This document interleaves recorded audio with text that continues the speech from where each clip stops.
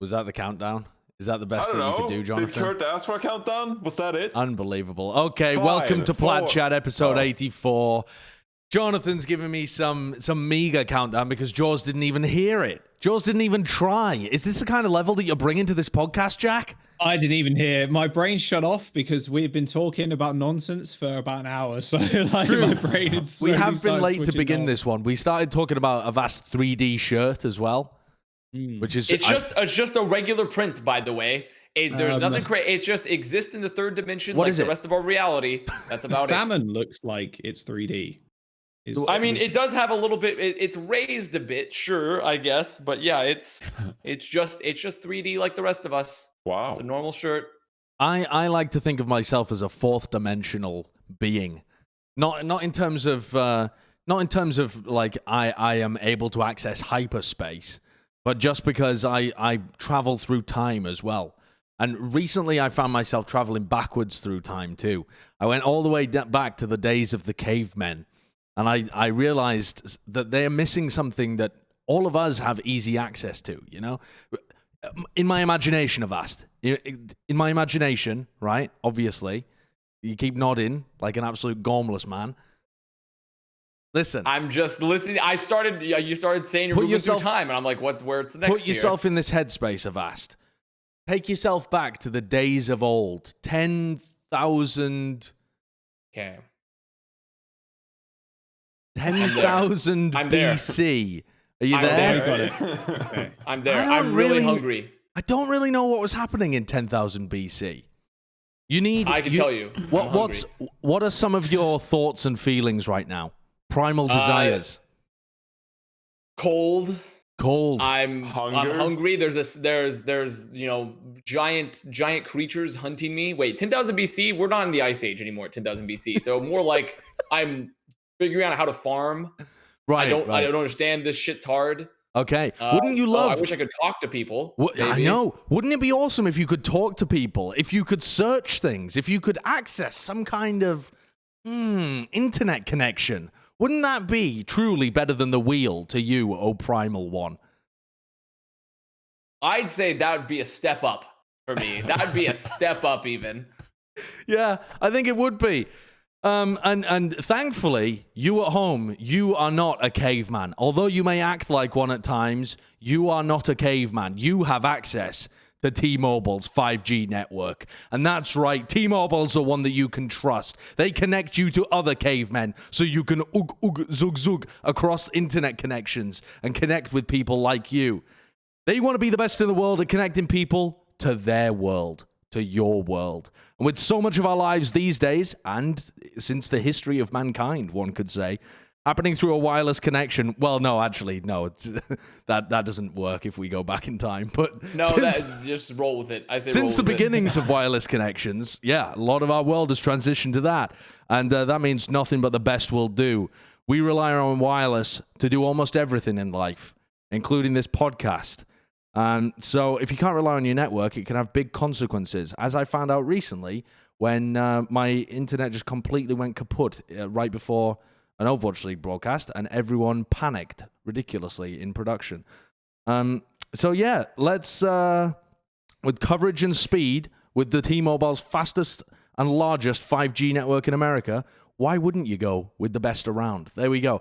Absolutely fucking butchered that one. I don't know how Bren did it on a regular basis. But whatever. I promise we'll be better next time, T-Mobile. It'll get better. It'll get better. Listen, I like the wireless anecdote there because really, if you think about it, when people just talk to each other, that is wireless communication. You know, they're not really, unless you consider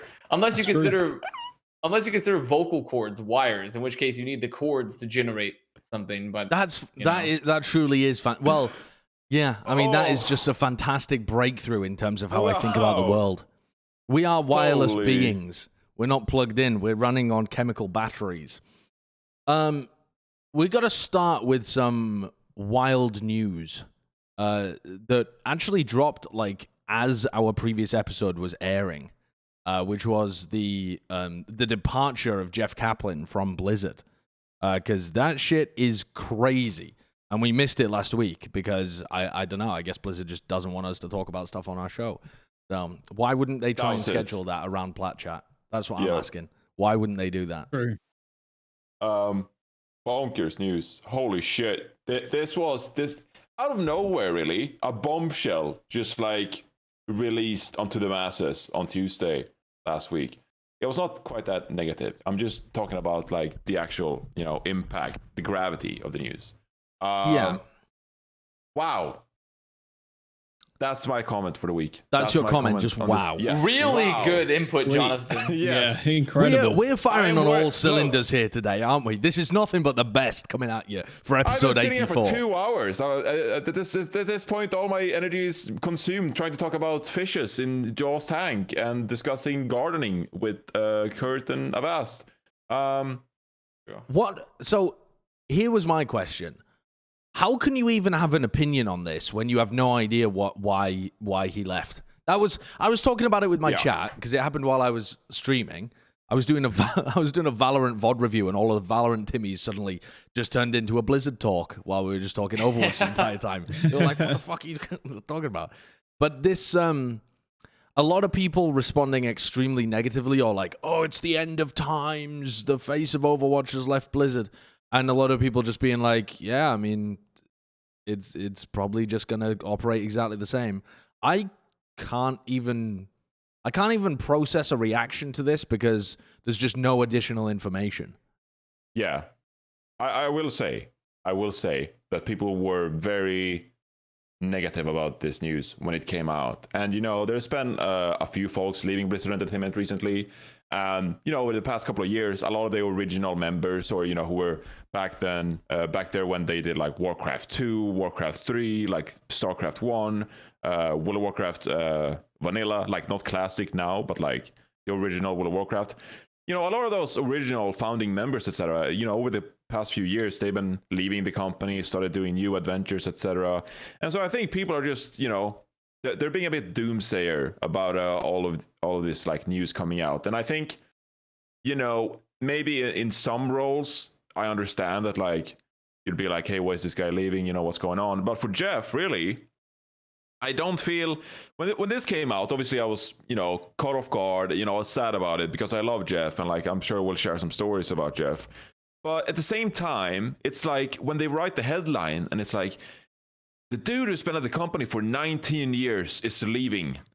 I'm like, part of me is just like, you've been here for 19 years now. Maybe he just wants to, get a fish aquarium or, grow some plants in a garden. Like, I don't know what Jeff wants to do, but it's like he's been there for 19 years. Like at some point you have to sort of be like, okay, well, if he wanted to move on, obviously we don't know the intentions, we don't know the motivations, why he's leaving. But I could, there doesn't have to be like a sad or evil reason as to why he's leaving. If he just wanted to be like, yo, I've been here for 19 years, I'm out. I'm like, okay, well deserved, Jeff. Like, you brought me a shit ton of awesome memories in Blizzard games. Like, I love World of Warcraft. I got a career in Overwatch, and I'm so grateful for that. And like he was part of, building these communities. And so I'm just deeply grateful for that.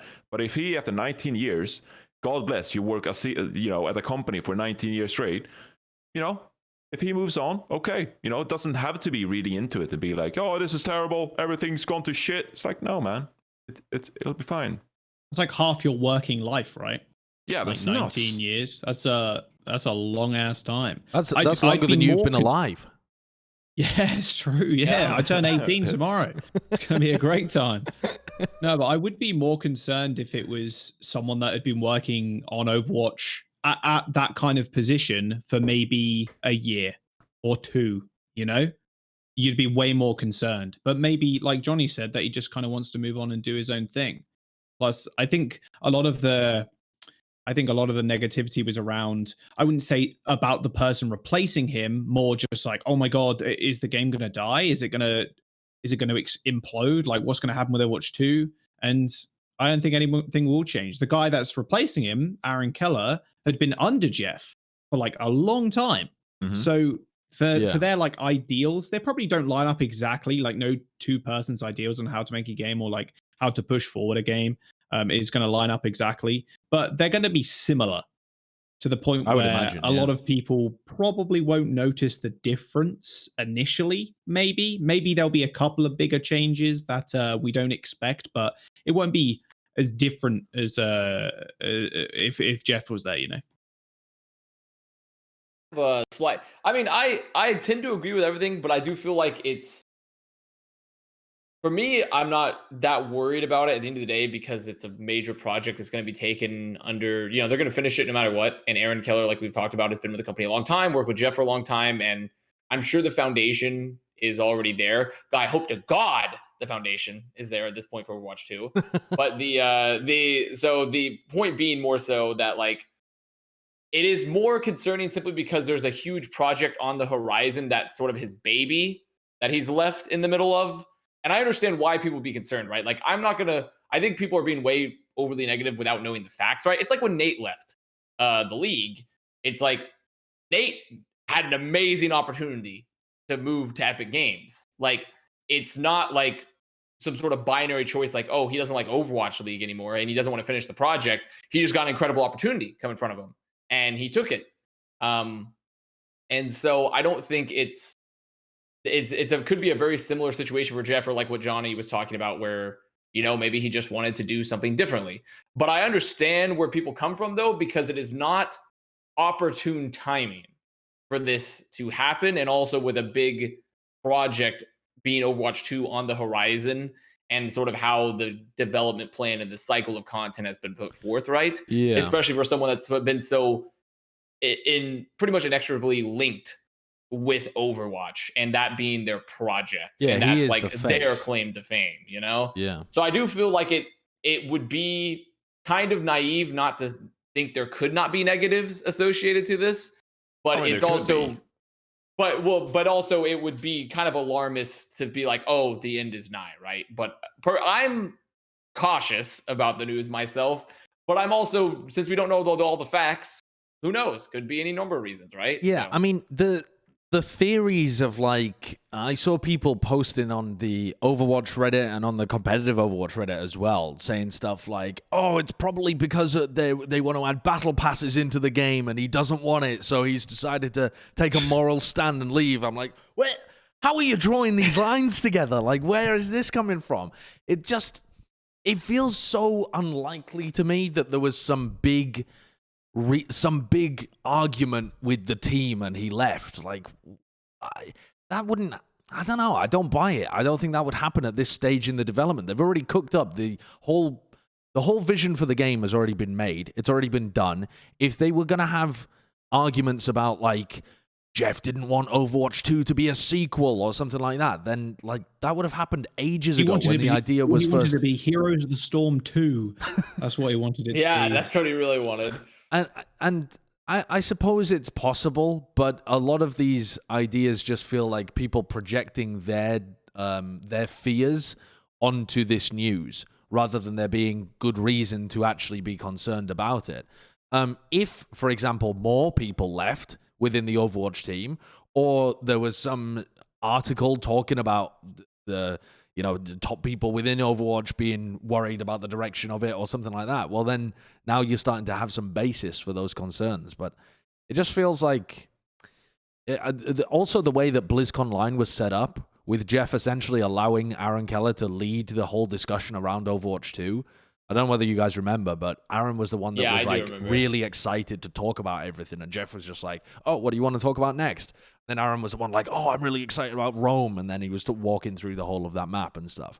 That feels to me like he was doing the alley-oop early on, You don't know when, we don't know when this decision was made, but it doesn't, again, I'm not really basing this on much, but it doesn't feel likely that Jeff just woke up one morning and he was like, fuck this shit, I'm out, and just decided to storm out the front door.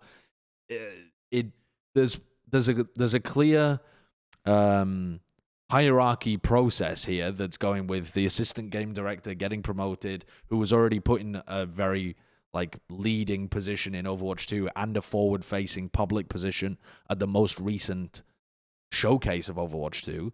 It just feels fairly natural and like there's not too much shit really going on. Yeah, and I think the timing is actually, probably the best. If his desire was to leave the company, now was probably the best time to do so in Overwatch 2's developmental Is stage. it better now or when it's released? Well, here's the thing. Here's how I see it, okay? If the alternative is, if he were to stay and ride it out and then leave after Overwatch 2 was released, he, in his position, likely would have continued to making like the developer videos. He would have continued to being like the face of Overwatch in terms of like the development team. And with the rising hype of Overwatch 2, he would have been more and more outward facing, and more and more people would recognize him to be, I can't even remember what his exact role was. Was it like game He director? was like game director, yeah. Yeah, game director, right? And so I think that at that stage, the hype would be so big about Overwatch 2 around its release, or maybe like even like a few months after, that I think the negative PR surrounding the news would have been a bigger hit to the franchise, in my opinion. It depends on like his statement as well. Like if he were like, well, I've been thinking about this for a while, and now Overwatch 2 is out, and I can finally leave. But it's like, I think now it's like, it's not the bottom of the hype, because we're building towards Overwatch 2. But now is the right time maybe for someone else to take up his role, to make sure that we don't associate Overwatch 2 as much with Jeff Kaplan and him being outward facing. And actually we can look at Overwatch 2 as a new chapter and someone else taking that role without, dealing with a massive, big PR thing if he leaves, 3 months after Overwatch 2's release. So Yeah. Does that make sense? I don't know. Yeah. I think it's also, that is, it's better now than if Overwatch 2 is a critical failure. Like if it's not enjoyed by the public, and then Jeff was planning to leave anyway, and then he's like, well, now if I leave, it just looks like I'm either getting fired or trying to ditch the project. So maybe in that sense too, it's a bit safer to try and set it up for the rest of the team to carry it. But I don't know, man. It's just, to me, the only feeling I really got from this was it's sad that we've lost the face of Overwatch. Yeah. Everybody. We all interacted with Jeff in various ways. Like, granted, I never had the pleasure of having like a lot of one-on-one conversations with Jeff, but like he would be in conversations around like areas, and like you could tell he was really passionate about the game. And even his farewell, he talked about how he loved the game still, and how, though to my ire, he still was talking about how it's like, I love r/Overwatch and also r/competitive Overwatch, because they're two very distinct separate entities, which I hate that mentality, but it's the truth with Overwatch. But he always was very passionate about the game. He was a leading figure with making sure that the game also felt like it was a very inclusive space. I mean, I remember when I was a player in season 1, Pepe laugh, how they would have the conferences about how players need to be acting, holding up their standards, and making sure we're building like an inclusive, safe environment. And Jeff himself would come to the arena, and he did this for multiple seasons when the arena was still existing, and give presentations to the players and talk about how much we need to build like a better community for our league and things like, and all those things like that. On top of the fact that he was a very driving force for his passion behind Overwatch and interacting with the community and things like that. So it is a shame that he's gone, and I don't feel like there was ever going to be a perfect time. If he really wanted to leave, or if he got another opportunity to where he wanted to leave, there was never going to be a good time for him to go, There was never going to be a perfect time, right? There was always going to be some sort of shitstorm at some way. Sure, yeah. It just depends on like what ship he left on the way out. I think people also don't realize how big the Overwatch 2 team is. Like, they've brought in a lot of people to be working on the game, and it's a lot of people, each with their own tasks. It's not like Jeff is in charge of everything. He was the game director. He's overseeing the kind of the vision for it all.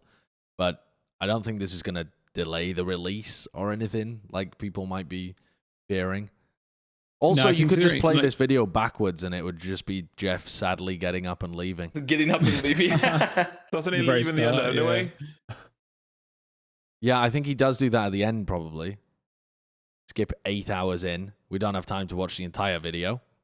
Oh, wait, no, he just doesn't. He just stays sat there. All right, cool. Anyway, let's oh no, he does.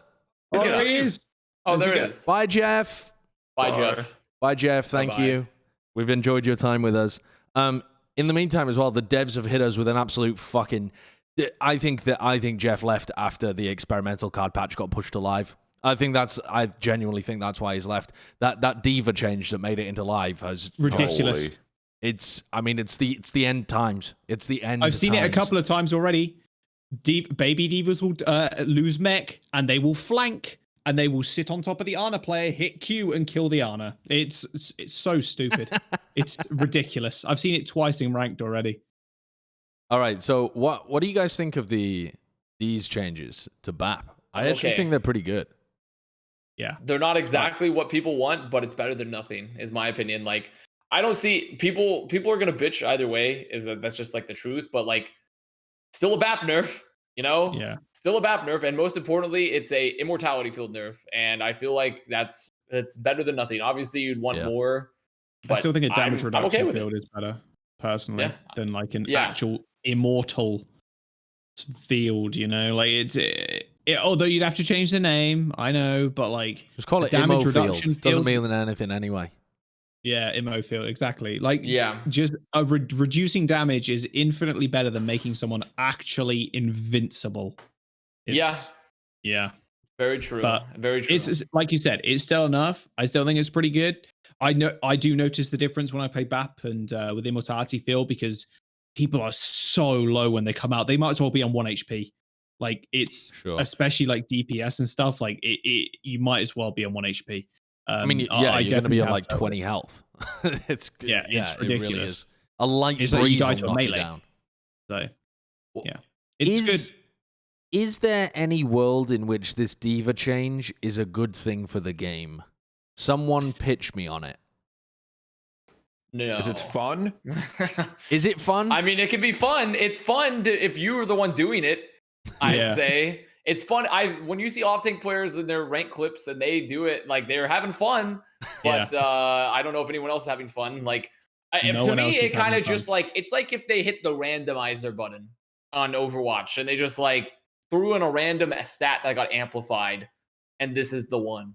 It doesn't make any sense within the wider context of the game, realistically, because like calling mech was never really part of like the whole point of like mech is kind of like you have mech and you don't. Like, Diva already gets a second life by getting demeched.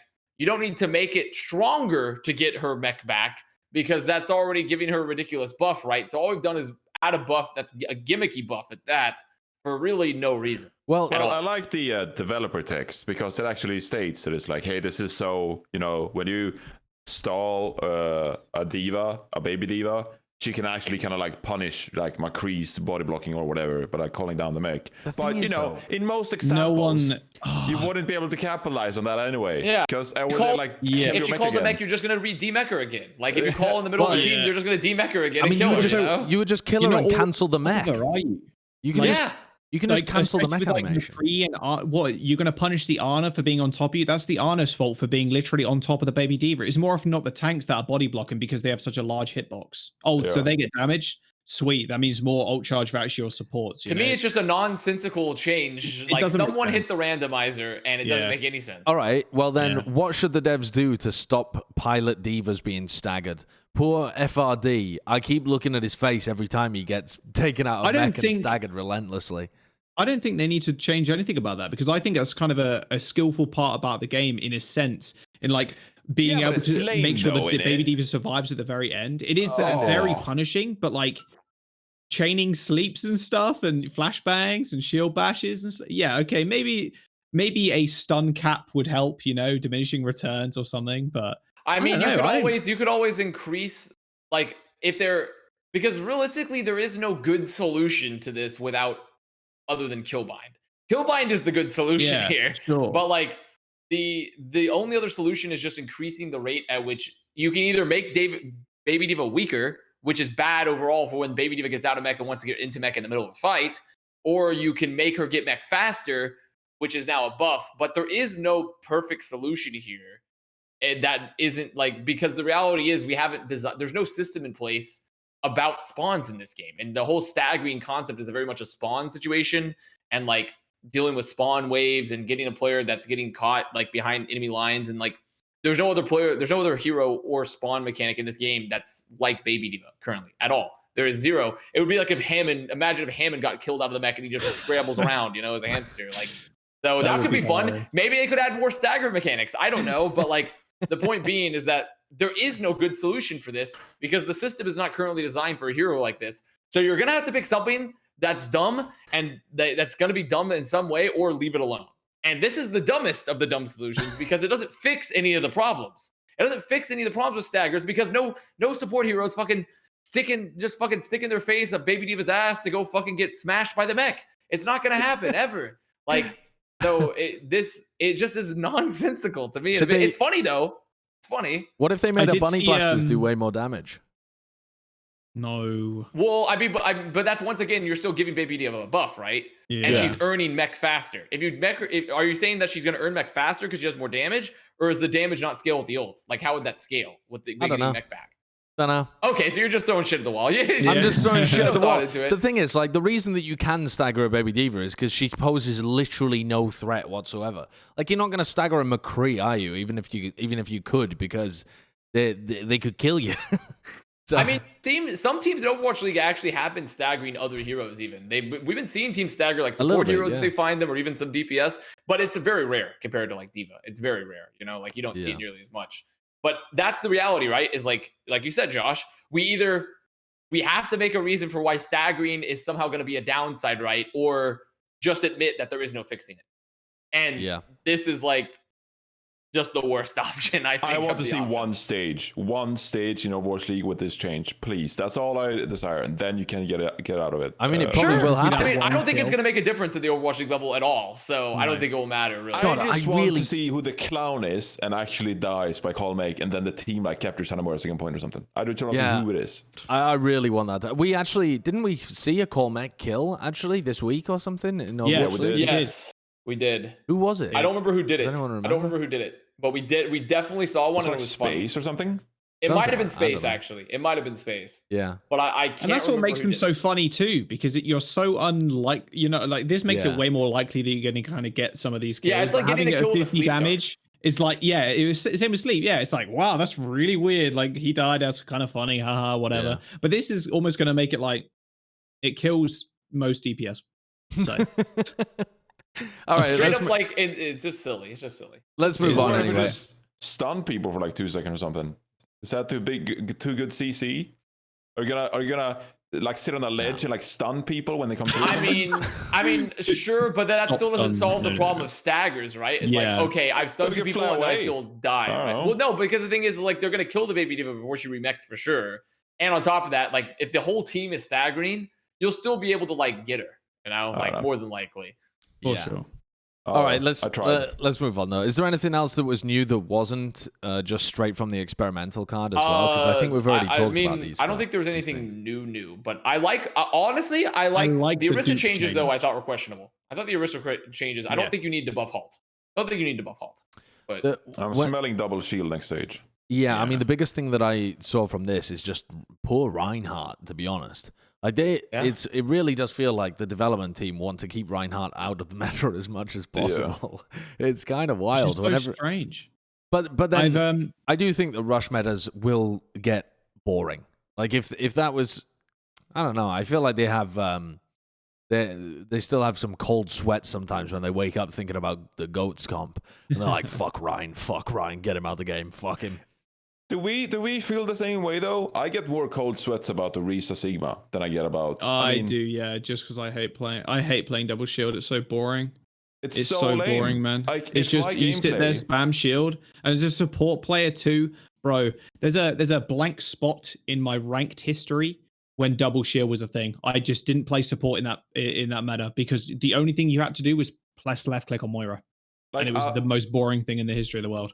I might never call that I'm halting ever again because like it's so fucking boring. It's to play Orisa and it's like that's going to be your silent protest. Your silent protest is to not communicate ever. You're going to take a vow of silence, and that's going to show. All you do. You run around as a horse. You drop shields, and you say pull.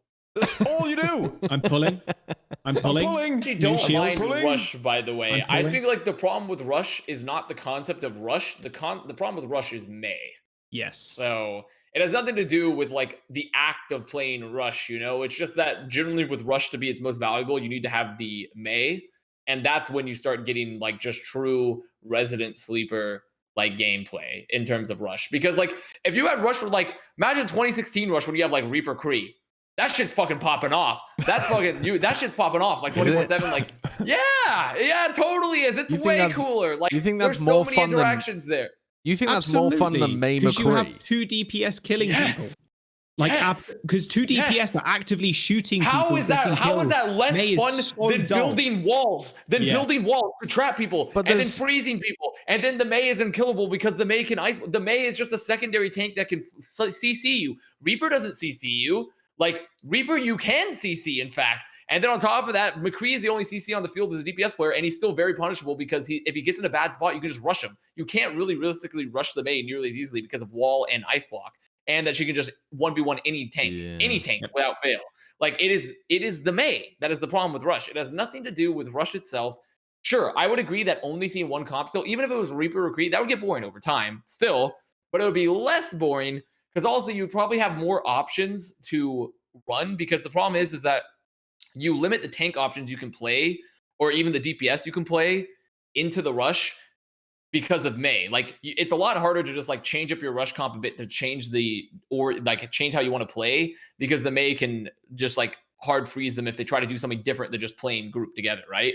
On top of that, it requires you to play BAP because of the fact that when you get Mei-walled in Rush or Mei-walled and ulted, you need the field. You simply must have the field or else you will die. And it requires BAP. While then if without Mei, you could play Ana. You could even try fucking, and you remember goddamn fucking Gamer's Origin shit here where you played like Lucio Zen Rush, right? And you just burst someone. But like you have to have Baptiste as well when Mei's on the field because of the fact that you need to have the immortality field when your tank gets caught. You know, it is the Mei. I'm sensing a lot of pent up anger here.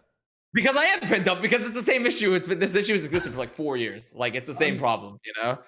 With Mei, like I talked about this a little bit on my stream recently because I'm with you, Connor, 100%. I hate Mei as a hero. Like, and the one cool thing about Overwatch is obviously the ultimate abilities. That's what you're building up to win fights in this game, right?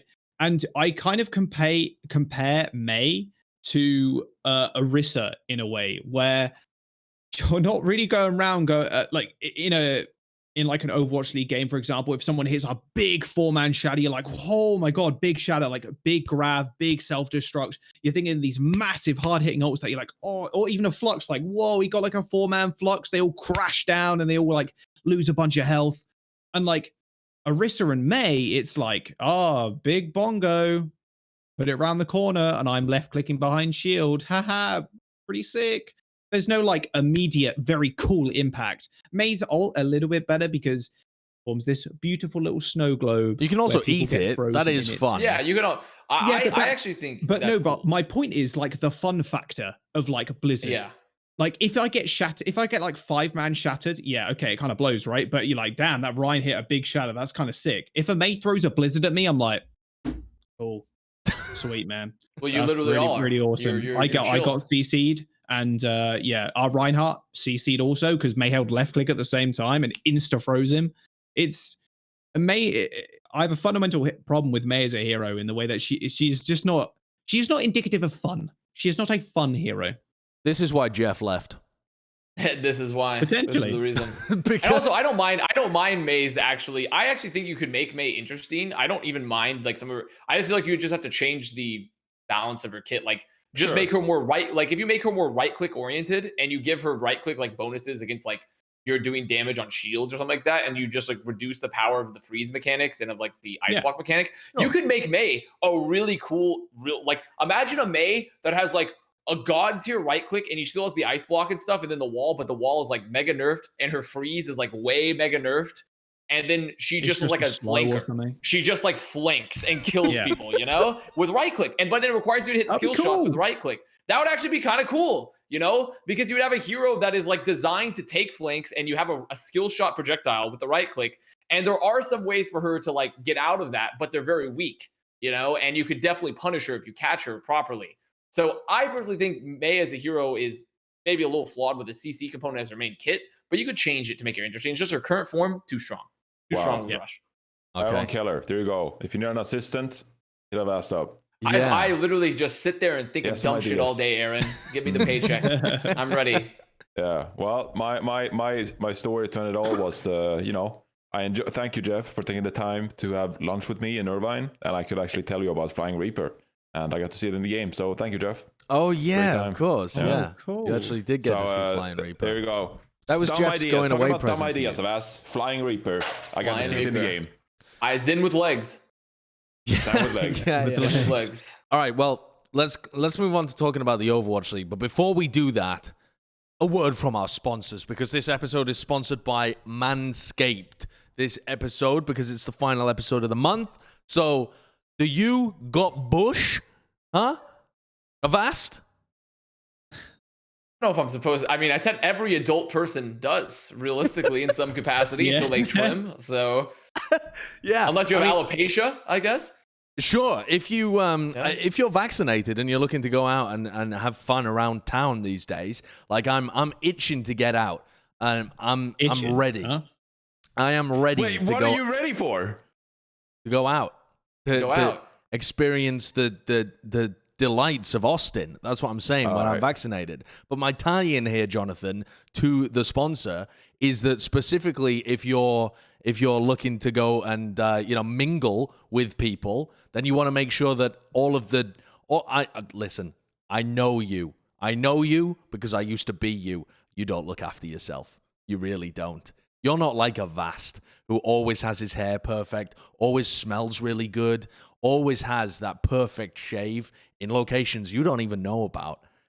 You need Whoa. Yeah. you need to be more like Avast and less like young me, and that's where Manscaped comes. Look at this shit. You get a bag, got a thing in here. Look at this. Look at that. Manscaped 3.0. You can use this. You're gonna look so tidy down there. You are gonna look so tidy. Yeah, it's good stuff. So you can use code PLATCHAT to save 20% at manscaped.com. All right, let's talk about the Overwatch. Buy it for League, a friend. There you go. You can buy it for a friend. You can buy it for a Buy it partner. for a You can friend. buy it for whoever Buy it you for like. all your friends. I'll tell you what though, if Everyone. I got that from a partner, I would think it was very pointed. You telling me message, something? Or You know, exactly. I mean, not that that's a bad thing. Some people need a bit of a push to look after themselves. To be honest, like Jaws. Yeah, like Jaws. Oh, He's too okay. Jaws. wrapped up in his fish stuff. He's lost control yeah, of his life. You He's butter lost. a Mr. Avast up, he's sliding down the slide, and you just start throwing me in the dumpster. Huh? It's time Okay. to trim the seaweed, Jaws. We had our first. We had all 20 teams have finally debuted now that the week 2 is actually finished, and there was a lot of rolls. There was a lot of one-sided matches, but also just a lot of 3-0s that even though they were competitive, I don't feel like we got the best look at some of the teams that got destroyed. Because it's hard to tell when a team just loses which teams they would lose against and which they would win against if they just got kind of outclassed in their games. Where do you want to begin here? Do you have a favorite game of the week that you want to begin with? Do we want to do by region, perhaps? Yeah, well, we're let's doing by let's start region. with Yeah, North we're doing- America yeah. first. Okay. North America? Yeah. Yeah. So we saw the London Spitfire for the first ever time. Oh, well, actually, if we want to start right at the beginning, we saw the Paris Eternal for the first ever time this week. So we should give them, 5 minutes of airtime here. And, Yeah, and we Paris, they do actually manage to take a win and a map off the Houston Outlaws. How are you guys feeling about Paris compared to your expectations of them? Because I think everyone had them as like bottom 3 in the league with Vancouver and Valiant. I don't think there was anyone who put them higher than that in their power rankings, actually. Yeah. Well, actually, I think I've been quietly impressed by the Paris Eternal. Obviously, they came out in their match against the Vancouver Titans. And my God, they were poop. They were shite. Utterly shite on that Oasis map against the Vancouver Titans. But Yeah, it then, was you terrible. know, they got back into it. Icon Valde, it looked pretty good. Didn't we even see them play a Winston composition? That was pretty good as well. Why do I feel like that? I don't remember them playing. I mostly remember them playing Ryan Zarya or like Ryan Diva like the entire time, Yeah. honestly. But they looked So- solid. Flash and Like Rush. it They looked like Oh they yeah, had- here we go. Gibraltar. That's right. Oh, they yeah, played. Gibraltar, they yeah. played double bubble Gibraltar. That's right. But it was Yeah. okay. You know, like Don, you gotta step up with your Winston. You know, you gotta work on that a little bit. But overall, it was okay. like they don't look like they're going to be the bottom of the league. I mean, they won't because they beat the Vancouver Talents. But like overall, they showed some potential. You know, Khan on the flex support, he showed that he's capable of playing some really good flex support in the league. Onigod, we knew from last year when he was on Dallas Fuel that like he could actually compete with someone that hit scans in the league. So I liked overall what I saw from the Paris Eternal. You know, like they're not going to be bottom feeders all season. Yeah, I don't know. I just feel like I'm not really convinced. The game, I'm not convinced. The game, okay, I mean, bottom feeders in terms of being literally the bottom, sure. They do actually look like they're better than Vancouver. And I think that there's periods of time where they could be better than London as well, but I don't have a good read on London at the moment. I mean, it deserves mentioning, I think, that like going into the season, I thought it was going to be like, you know, maybe like 2-3 teams in the bottom, and then it'll be like a tier break, and most teams in North America will be competitive. But as it stands now after 2 weeks, it feels like we almost have like 2 or 3 tier breaks in NA. And so Paris, Vancouver, London for right now is definitely like, you know, in the bottom there, and then you get the next step up. So I don't mean that like they can compete with like even Boston. I don't know if they can compete with Boston Uprising, but you know, they showed me some good things anyway. I think that this first game, though, was probably riddled with nerves for them because I thought this was kind of a shocking win. I thought this was a pretty shocking performance from both teams, honestly. Yeah. But then when they played against Houston, I actually thought they brought some nice things to that game. Like they had the Havana, the map that they ended up coming out with the win on. They had some. They played with a good understanding of how the rush comps work and where to fight, and the execution in the fights was pretty decent too. So I feel like they just needed to get that like first match out of their system. I actually think Paris looks, by their second match, looks slightly better than Boston on their debut. But I don't believe that's going to hold true for the season. I just think currently they looked better than a bit better than Boston on their first week out. They looked still not great, but they did have good. I mean, Onigod, like we talked about, they have bright spots on this roster. They have a great rookie with Khan, I think. Onigod is we've seen him play well. I think Don has a lot of potential on it. He's a young guy with good mechanics, and I think he has a lot of potential to be shaped up to be a better main tank. The rest of and honestly, on the second match, Suna's Tracer was actually good. Yeah, Suna's Tracer was good. Suna's Tracer is pretty good. The rest of the roster, I'm kind of not sold on, which is shocking because I was actually a big Eliboat supporter from his time in Justice, and he has not shown that his level of play, I think, currently now with Paris Eternal at all. And Neptuno, I mean, Neptuno is like I feel like we're still finding a footing there for Neptuno. So we'll have to wait and see. But I do find that like this roster actually looked better in the first week than Boston. But I have a hard time believing, especially outside of Rush too, that you touched on it, Johnny. I think this team could potentially be really bad in Rush or in non-Rush, I should say. So I really need to see this team do more. Currently. Yeah. I think this team's going to be a little bit of a flash in the pan, especially since Rush and like obviously EU have always been this kind of ooga booga region, right, where they are good at kind of slambulent style Overwatch. So with it, if the meta does end up changing to something else, especially if the new patch goes live, although I'm not sure how much that'd actually change much. I don't think it will, but maybe more Orisa, not entirely sure. I think potential early season victories, they're going to be fairly easy for them to pull out, but later down the line, hard to tell. I have a big flash in the pan feeling for the Paris Eternal right now. It's like we see this, I think, correct me if I'm wrong, but I feel like we see this a lot from like heavy EU rosters where they come out and they're like, whoa, they're actually pretty good. Like, damn. A lot of like standout moments, and then it's just kind of teeters off just a little bit. Other teams start to the grip to them. The only comparison there that really makes sense is Paris Eternal from the 2019 when because that team was I mean, they looked like they had a bit of promise at the beginning, but then they just went negative in every. I think they were like 3-4. Was that the season where we played 7 games per stage? I think it might have been. Yeah, I think they went 3-4. They never had a every positive stage after like the first. They literally went 3-4 every single stage. They were just the most consistent but mediocre team in the entire league. I have a feeling it's going to be something like that. Again, yeah, but they're not going to be able to get 3 medals wins per shape up. stage, are they? So it's going to end up being like, they're a 1-3 or a 0-4, depending on their schedule kind of team every stage. Sure. I think that's going to end up being demoralizing for these guys too. But and I think partially that's just because, especially for the Paris Eternal roster, in 2019 they had like an early read on the meta because they came from EU contenders, and Overwatch League in general is like generally a bit behind the contenders meta if the metas are on different patches, like because Overwatch League finishes staggered compared to contenders more often than not. So I think that was like the reason behind Paris. And I don't know. I think this team actually, out of all the other like what I thought bottom tier rosters, though, this team has the most potential to break out of the box from what I've seen. I think they have some players and that have strong mechanics, and we've seen some good things from them. So who knows, as the Z season goes on, they could break out of the box. But currently, it is looking pretty fair that they're definitely towards like the bottom 4 teams still. I also. Thinking back on this game, I think the only reason they won this map as well is because KSF had a horrific map on May.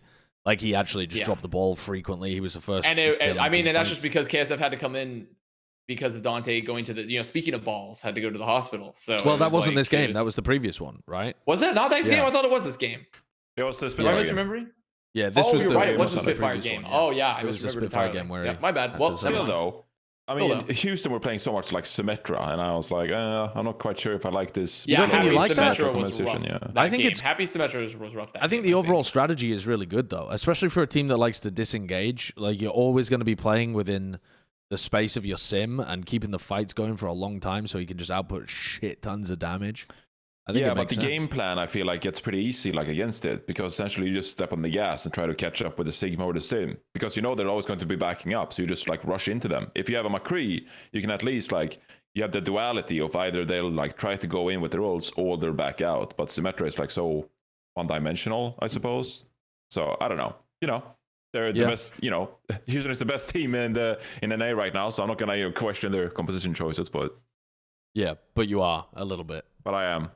All right, who's the next team? Let's talk about London then, because London are in the same kind of boat as Paris. They've got a full European team essentially, and they've just kind of, instead of picking up random pieces from Europe, they've picked up a whole roster from Europe. And I think the expectations were that they'd do a little bit better than Paris, but not extraordinarily well. I was disappointed with their beginning this week. I thought that this team would benefit from the coordination much more. But already at the beginning of this season, that does not seem to be as large a benefit as I thought it would end up being. They kind of got rinsed this week. Yeah.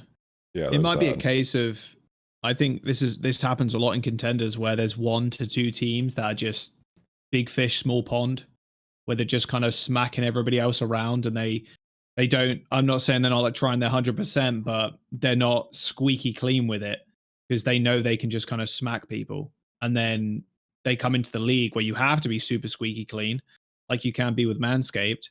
And you can... Whoa! What a sponsor plug. There we go. Give them that one for free. Yeah, and then you enter the league and you're like, oh, shit. Like, this is a whole new level of competition that we just haven't really faced before. Yeah, the pre-synergy buff is definitely there, but... it's not really going to carry you that far when you've been playing against mediocre kind of competition. And also, was the pre-synergy buff there for London? Did we really see the pre-synergy buff here? Yeah. I don't know if I saw it myself. Yeah, I didn't see it at all. And it confused me a little bit, because I was watching, the team British Hurricane play, when I was doing my season prep, and then I watched them play. They played some tournament against some of the Owl teams, didn't they, as well? I can't remember which one it was. Experimental card? I know Paris were in it. No, it was something before that. I thought they played something. Season. Now, maybe I'm wrong, man. Maybe I'm wrong. Didn't we see 4 teams in some tournament? It was the experimental. Steel Series? Was it Steel Series? Yeah, it was Steel Series. Steel Series. Oh, Steel Series, right, yeah. And they actually looked okay in Steel Series. Exactly. They did actually look looked good okay in Steel Series, and they actually looked pretty coordinated too. I feel like they looked more coordinated then than they do now, weirdly. Yeah. It was, when I was watching Hadi play, it felt like Hadi was underperforming pretty massively compared to what I'd seen from him in contenders. He was not good. Sorry, I'm speaking over you now, Josh. I'm sorry, but like the tank line was so miserable, and it was hyped up to be like this big thing for the Lone Spitfire, where the tank line was going to be like the best part. Massive disappointment. But I don't know whether that's going to continue or whether that was just like them really choking when they got to the big stage. I think over the course of a season, we'll end up seeing Hadi and Molfig back to what they looked like during contenders. Because Hadi looked like easily the best main tank of EU contenders. And instead, he comes in and just looks exceptionally poor for his opening game. And the synergy with Shax was non-existent. And I don't know whose fault that is, but Shax was just off doing his own shit constantly. Like, in the game where they were playing against Houston, he was getting battered by KSF. Like, you can't allow that to happen if you're Shax. You need to be playing smarter and not just trying to use your muscle instead of your brains to win the game. I mean, they were joking about it in the game as well. I mean, you heard the comms, and they were just like, holy shit, like, KFC's just, like, stomping on Shax. Because like it's what I like I said on the cast, like I expected London Spitfire to win that Gibraltar map because Shax would just outperform KSF on the Tracer duel, but instead they just gave him like armor packs and shit, and he just like dumpstered Shax, and I'm like, how is this allowed to happen? It's unbelievable. So credit to KSF. He had a great game on Gibraltar, but Shax should be the better Tracer of the two, and Houston just like outplay them as a team, outthought them. And they also, I think it was just a poor performance from all the parts, realistically. Like, Kellex had an okay time. I think Shax had moments here and there during the week.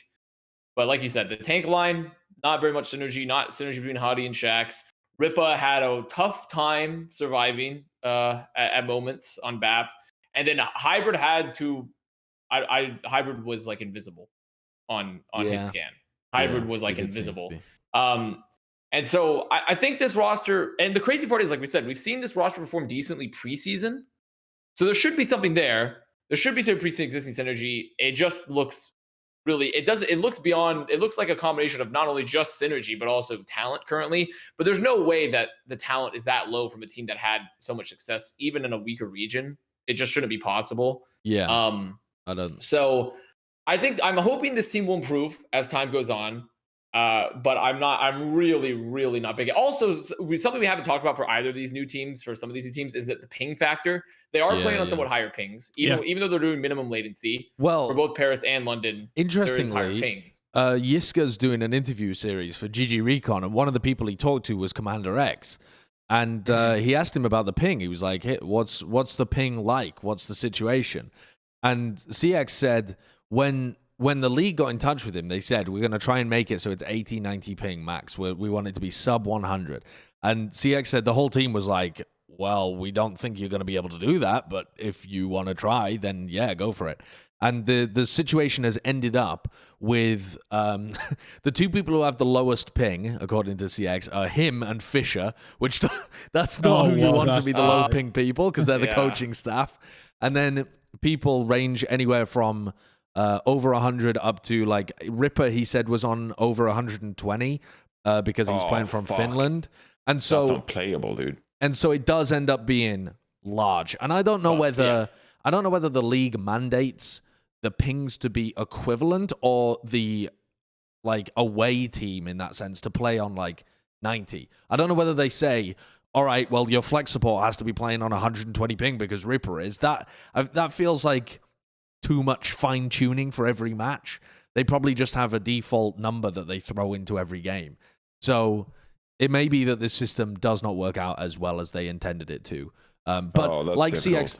Commander X said in the interview, that's what they signed up for. They knew that they were using this system, and they knew that it wouldn't be perfect. So the players aren't mad about it. It's just, shit sucks. It's a fucking online year. Yeah, it is. So that is a factor we've ignored a little bit, is ping. And also London in particular, they looked abysmal, but they also had a way harder schedule, in my opinion, opening than like Paris. Outlaws Because Paris and got to play Glads, right? Titans. Definitely. You know, yeah. They played Glads and what was the other one? Like, Outlaws. Outlaws, yeah. While Paris had Titans and Yeah. Outlaws, you know? So we do have like maybe some sort of like comparison bias a little bit in terms of like looking at them, but even still with the eye test, London looked a lot worse on individual levels than Paris did at times, in my personal opinion. Very surprisingly. Yeah. The other team that debuted and did shittily, so we'll start with all of the bad news and we'll work up towards the good news, was the Boston Uprising.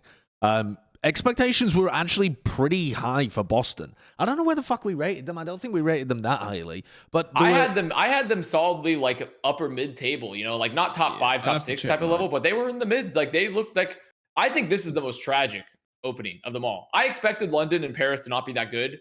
I expected Boston to perform better. I mean, this was the most tragic opening for me. But let's talk about the teams they had to face, right? We're talking about them having to face Gladiators and Dallas. They're expected, even if you're high on Boston, they're expected to lose both of those games. You're not really expecting them to come in and win. They're supposed to have a 0-2 week, which they did. Some people did think they were going to win, though. Some people did think that. That was the Scrimbucks, supposedly. They thought they were going to win. I mean, I went for a wild punt on Boston just because I thought it'd be funny if they beat the Gladiators again, like they used to repeatedly when they were a trash team. But I think most people would expect them to go 0-2. But I think it was the manner in which they did, right? Yeah, I expected a few maps at least they would win. Like I had them predicted to win for even a few days last week, and then I changed it to Gladiators when I saw Gladiators stomp on London Spitfire. But yeah, it was just a mess. And I've been one of those people who's actually been very high on Boston Uprising. I mean, I've been saying here on this podcast that I was like, well, I see them as, Avast's Toronto Defiant. I think they're skilled players on this team. Like a backline of Myeonbong and Faith is really good. But I think everyone really just like kind of struggled here. I think, but I said it on the broadcast as well. Like they're in a tough position now because Soon is not with them, and he was supposed to be like their primary hit scan player, and he was supposed to be able to out-duel some of these hit scan players in the Overwatch League. Well, visa issues, he can't play with the team, so now you're forced to play with AM37. And not the biggest fan of AM37. Like it's a fun story, but I'd prefer to have Soon in that role. So unfortunate for Boston Uprising.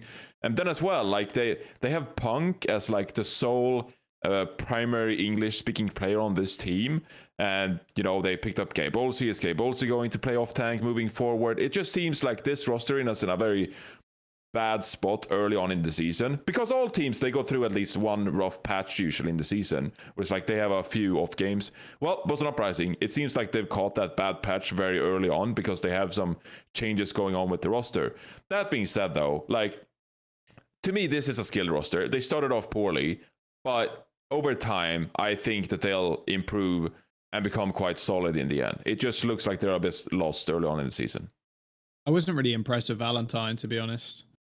Yes. I'm normally high up on bringing contenders DPS, but Valentine, man, he had a rough game. I remember this map specifically.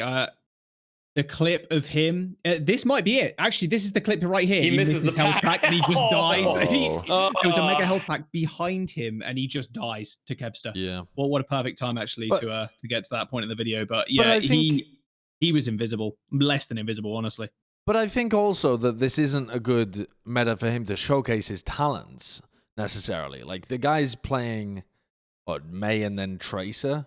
Well, he played Echo a lot too, and his Echo was rough. Oh, well, his Echo was did, rough. yeah. And also, May should be in his wheelhouse because he's the flex DPS player. He's the flex DPS. The real problem, if anything, with Mississippi Soon is they don't have a Tracer player, and they put Valentine on Tracer a lot.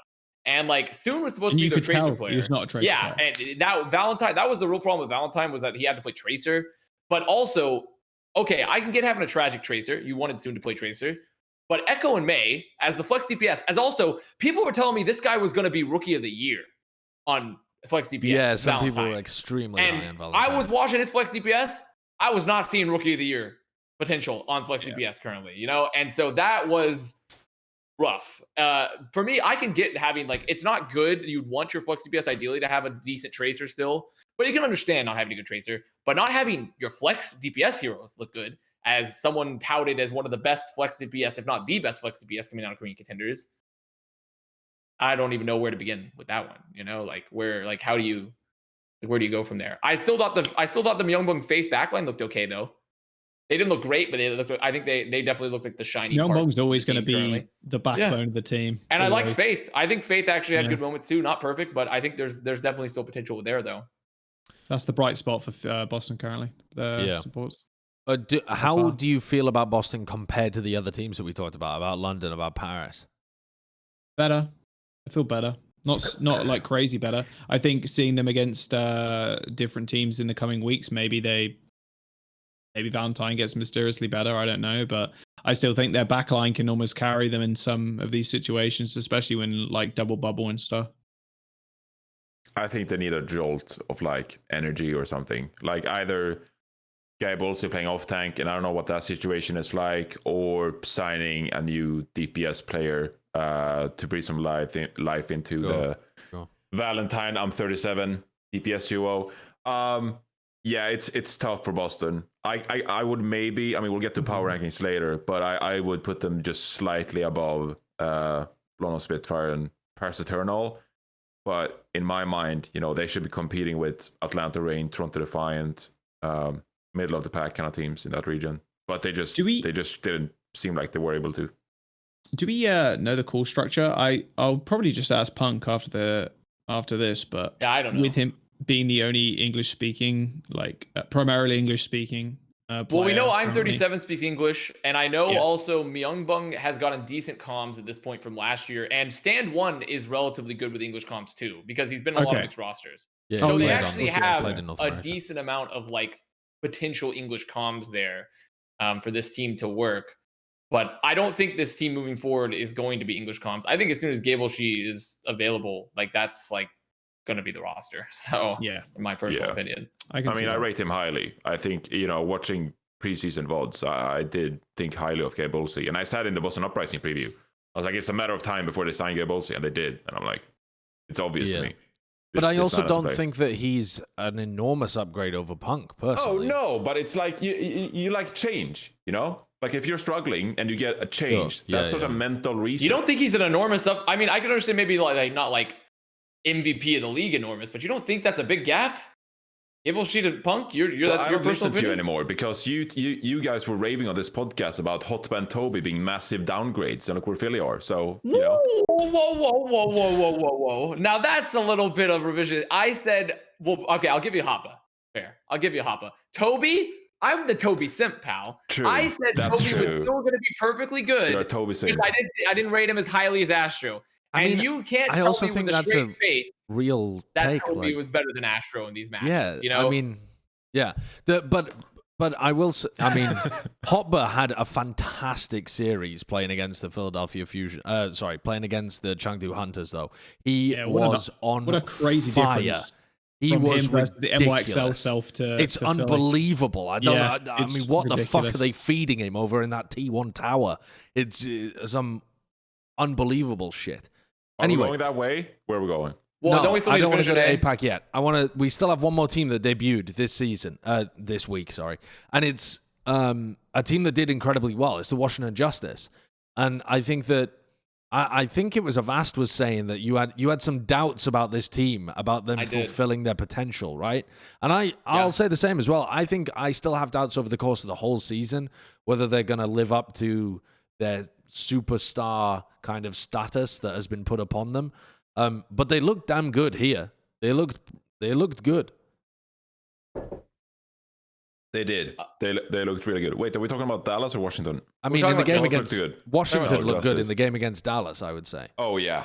Oh, I could. Let's talk about this game a bit. Let's do a bit of a deep dive into this game because I know that Jonathan was. You said it was your match of the season so far, better than Houston Shock. Yeah, well, not speaking of, you know, like the excitement of the community and, you know, like, you know, people going crazy about, you know, the gameplay and story itself. But in terms of the gameplay and like how fearless and Mag played Winston, personally, I really enjoyed seeing these teams, the way they approached Overwatch, because they just approached Overwatch different from the other teams. Like none of that like Reinhardt, like Slambulance bullshit. None of that like trying to, int into the enemy backline, just like dive and go crazy about it. Just seeing how they tactically took positions on the map, like that Gibraltar map where they're like sneaking on the high ground. It takes like a minute, 15 seconds to like set up the first dive of the match. It's ridiculous. They take so long, but they are so thorough. They do everything so detail oriented and so slow that there's beauty in that. Like they just, it's incredibly complex. Like I admire that as a main tank player. The fact that these Winston players average like 1.5 minutes alive per life, or like 2 minutes per life, that's absurd. Like they stay alive for so long. The way they navigate momentum in the fights, engage, disengage, manage their cooldowns, it's just crazy. So yeah, I loved watching this matchup because they're just on a different level, and they think differently about Overwatch. I just loved watching this match. Incredible. Is it a hot take to say that Fearless has been the best main tank of Overwatch League so far? Because I bloody believe it. He's unbelievable, man. I I don't think that's so good. Take. He's been better than every main tank that he's come up against, even in the games where he's ended up losing. He's looked like a fucking freak. And what are the candidates? Smurf? I guess. I mean, well, we're talking about the entirety of Overwatch League, so Smurf, you'd have to Gaga, have like some Mono and Gaga also and Gaga Mana in as that. well. Yeah. But I mean, I would Chengdu- say in terms of like on-screen performance, it's hard to not put Frios at the top because he's had the most direct impact. I mean, he literally broke a record in this match. Yeah. You know? So, By the way, like, I went back and took a look at this game on the replay viewer because I fell asleep watching it live because I don't know why. I was watching it with Beth instead of doing a companion stream or anything, and I just fell asleep on the sofa. So I was like, oh, fuck it. I'll have to go back and rewatch this game. So I did it in the replay viewer. Fearless, in the first portion of this game, Mag was holding this Primal Rage up until the very, very end, and he got nothing done with his first Primal at all. So Fearless had used 5 Primal Rages to Mag's 1 useless Primal Rage. 5 Primals to 1 at the first half of the map. That is unbelievable. Like, the pace that Dallas were playing at in terms of stacking nanos onto him as quickly as possible, and like that being their central plan, and how decisive and like proactive Dallas were, was like next level. It was actually fucking bananas. It was just insane. Also, though, I feel like the backlines in this match, when I went back and reviewed it, did nothing. Like, this is 2 weak backlines going up against each other compared to the level of. I think Rappel had an okay, like, at least when he was playing the Ana, like his antis were very good.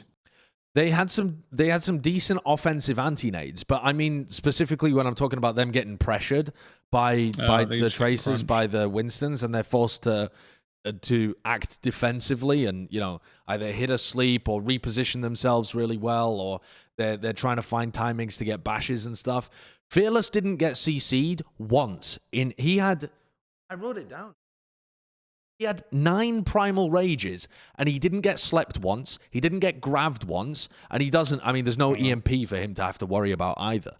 And that to me is just kind of wild. And it's not like it's not like you would expect it every time. But for it to not happen once in a game where he gets 16 Primal kills and 9 Primal Rages, yeah, how are you not bonkers? How are you not hitting sleeps on that? I mean, yeah, sometimes it's a little bit difficult if they're like wilding out and they're just jumping around all over the place. But like, he was just. I mean, you can either credit him for his movement, because his movement and his timing was immense, but Bebe was also just wasting his sleeps, and then sometimes, not all the time, but occasionally he was wasting his sleeps. And sometimes he was just missing them. And he would get into a situation where he's trying to fire the sleep as he's like already getting juggled by Fearless, because he didn't anticipate him coming towards him.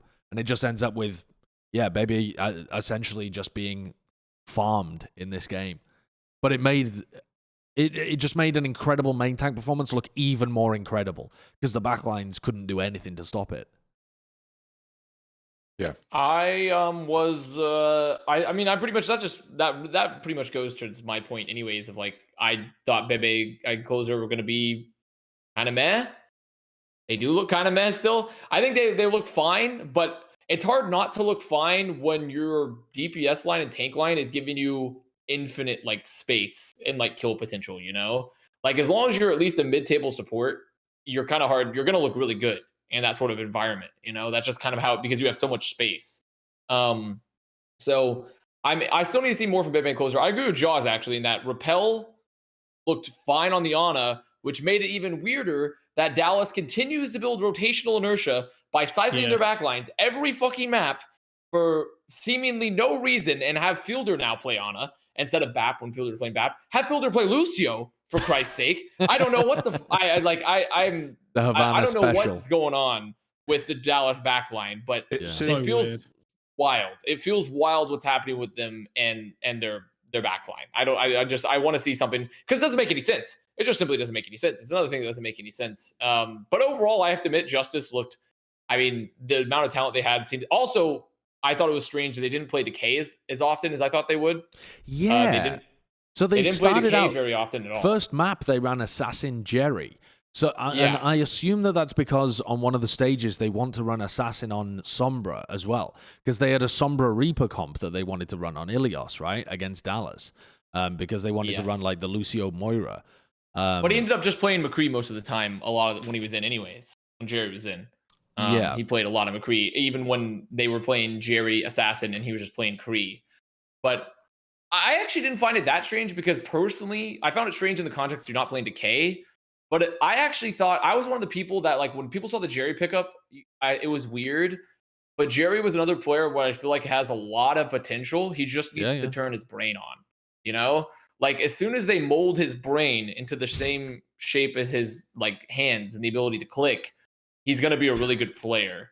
You know, that like, the most efficient shape for a brain is not the same as your hands. Well, I mean, technically, if you put your hands like this, it's kind of like a brain. That's like a brain. Kind of like a all brain. All of the wrinkles. Is that the size of your brain?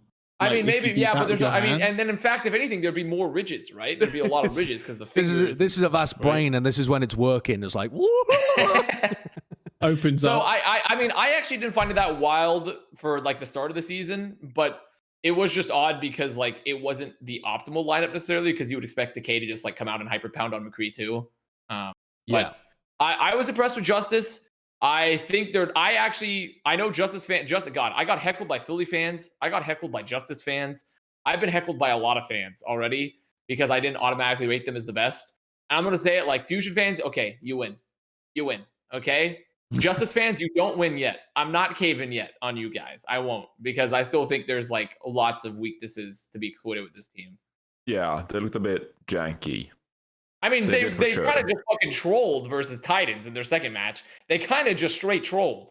So yeah, I mean, right. I mean, with them playing on rush composition, do we want to move on to that? Yeah, let's talk about that game as well.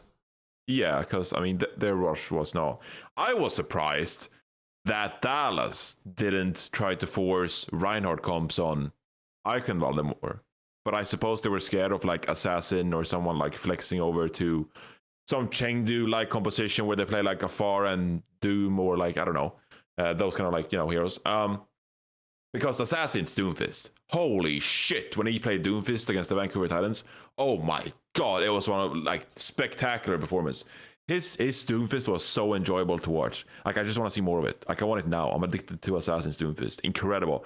So that was really impressive. Specifically, well, not here actually. Both Gardens and Control Center. Like, it was just, holy shit, Kurt, you're a god. How do you find this? Well, he died. Well, he died. But, I mean, holy shit, Assassin's Doomfist was really good. So, yeah, I mean, we knew Assassin was going to be really good. But in general, when Washington Justice started playing Reinhardt compositions, there were some worries. I didn't enjoy how Vancouver Titans actually looked decent on Rush against Washington Justice on Temple of Anubis. That was worrying to me. And then looking also decent on Rush, though. That's like the one thing Titans have going for them, is that they look okay on Rush. Yeah, Teros May is pretty good. Yeah. Teros May is very good. But they were like in it for so long, and I was like, if I'm a Justice fan, I just want them to put this team away, and they couldn't do it on Anubis. Can we take a look at the highlights from Anubis, actually? The opening. Oh, yeah, let's watch Assassin a little bit here on the Doom. But Kurt, if you're able to find that Anubis opening, Though I remember there was some ridiculous mistake from Washington that just gave Vancouver a really easy cap, but I can't remember what it was. Was it Mag? Just Well, like I mean, they feeding or something? were. I remember on first, at least, they had a absolutely heinous C9 at times. I believe they just didn't touch when they were contesting. They were there to contest, and they were coming back from spawn. They had set up for the recontest, and they just didn't touch. If I remember that properly, I think that was the map. There was and then also I remember the rest of the series. Fire just kind of fucking dookied on them when they tried the crossing onto second. So that happened a lot. But I don't know. I actually don't totally hold it against Justice. I honestly think they're kind of trolling. Like, no joke. I think they weren't taking it super seriously at times when I watched them play. But it still wasn't good because, like, if you're gonna dick around and lose maps to what people can say potentially could be the worst team in the league, like, obviously I'm not saying Titans are, they could potentially be. It's just not a good look, you know? Yeah. It's not a good look. Yeah, it was the next half actually, Kurt. I think it was the Washington Justice when they were defending that I was interested in. But yeah, I think Washington though looked like a strong team. I think that their performance against Dallas and their overall way in which they were playing, they also demonstrated a bunch of different comps that they looked pretty decent at. Like they're one of the first teams to try and go back to playing Sombra Reaper, Winston Diva, Moira Lucio, like the just we are going to int kind of front to back dive. And that I think can be really effective in this meta. And I'm not exactly sure why more teams haven't tried that. Just turning up the pace massively against your opponent when they're trying to play these slower double bubble kind of comps could be really effective. Or even against the ball compositions as well that are trying to play like poke. I think those comps could work really well too. I know that Christopher in an interview was talking about how he was impressed with one of the teams in NA that was playing Moira Lucio. I assume it was the Justice when they were playing against them at this point, because we haven't really seen anybody else run that. Yep. I do not like the Moira comp, to be honest. It's like, I think BAP is at the point where like he is just too strong not to play. And a lot of the time, we just kind of see it get run over. It's very easy to kind of force a Moira fade, especially when you're playing against like Kree and like even a Mei, for example. You just like freeze her just a little bit. And Moira's like so far up too that she's almost perpetually in danger of getting stunned or getting frozen or getting, too much damage and like forcing the fade. Personally, I just think Bab is too strong not to play currently. This is the fight, by the way. This is the fight. This is definitely the fight. Yeah. Well, Mag because just they charged into the mega room everywhere. By the way, they papige, they threw the mail, and then and they didn't do anything here. And then they're just like they group up and they just like screw it, and that was after their tanks fed and they wasted the mail. So yeah, it wasn't a C9, it was that. Yeah, I mean that is a throw and a half from Washington. I guess we'll see whether those kind of things become more prevalent throughout the season for them, because I could definitely see that happening. They have still some really inexperienced players on their team. We're talking Assassin, Mag, rookies, a closer and Bebe backline that we're Mag not is too just confident about. Off, though. I think he's only going to get better. He is ridiculous. I think he will for sure, but I think that with rookie players, you can often get these like mistakes that creep into their game. They're like great players, but they still lose team fights for their team because they're just not as consistent. They take risks that end up getting punished a bit more. But yeah, I mean, Jerry isn't the most experienced player in the world either. So you've got a backline that you're not that thrilled about. You've got a main tank that might end up making some errors, even though he's a great player. And then you have a pretty inexperienced DPS duo when you don't have Decay in. So I could see them making some like game-losing mistakes at times that look very weird compared to their normal play. I think that's pretty reasonable that they could do that all season. There are a lot of players on this team that, has to take their game to another level. And it's rare if you have like 4 or 5 players that all need to take, one step up.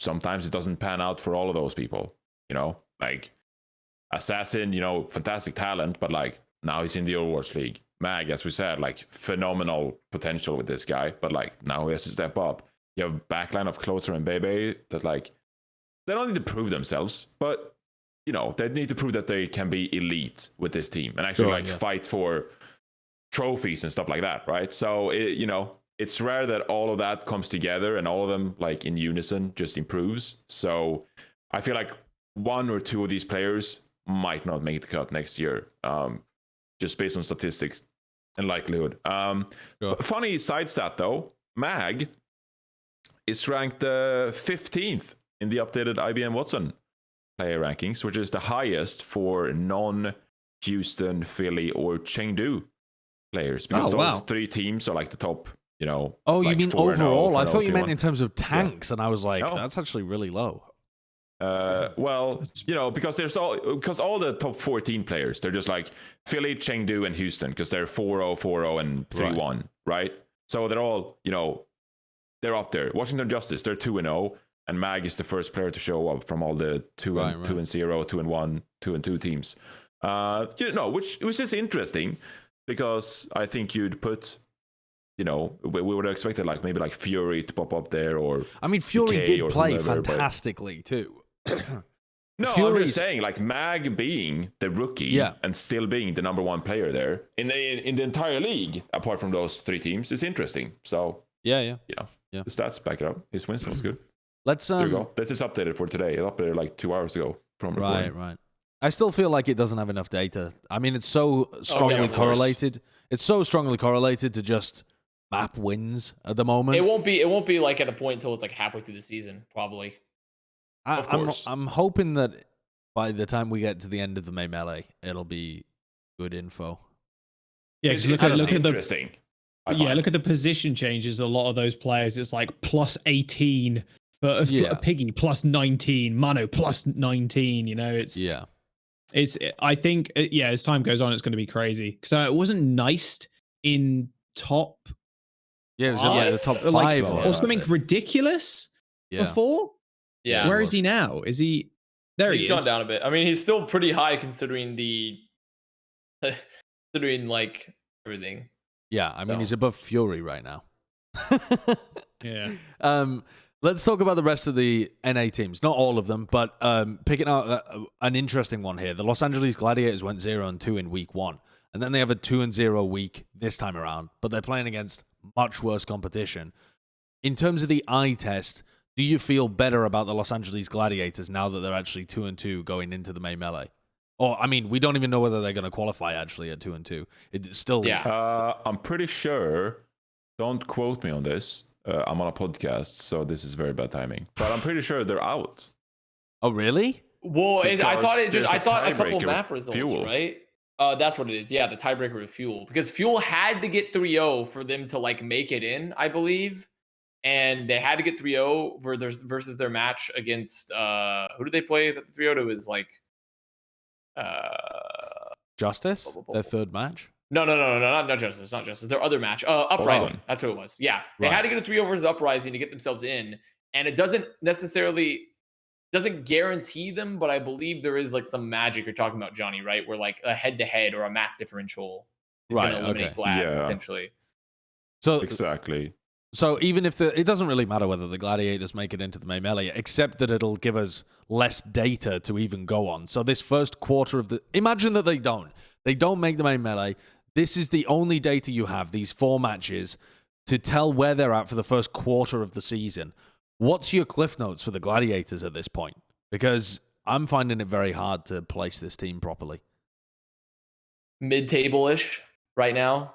Honestly, I do think they looked okay, because the thing is that sure, they had a really easy second week. Be playing, well, they shouldn't have been that easy of a second week, honestly. But they played, Uprising and Spitfire. Spitfire, okay, free, kind of a free win at this time, honestly, with how we're seeing Spitfire perform for them. It should be, and it was.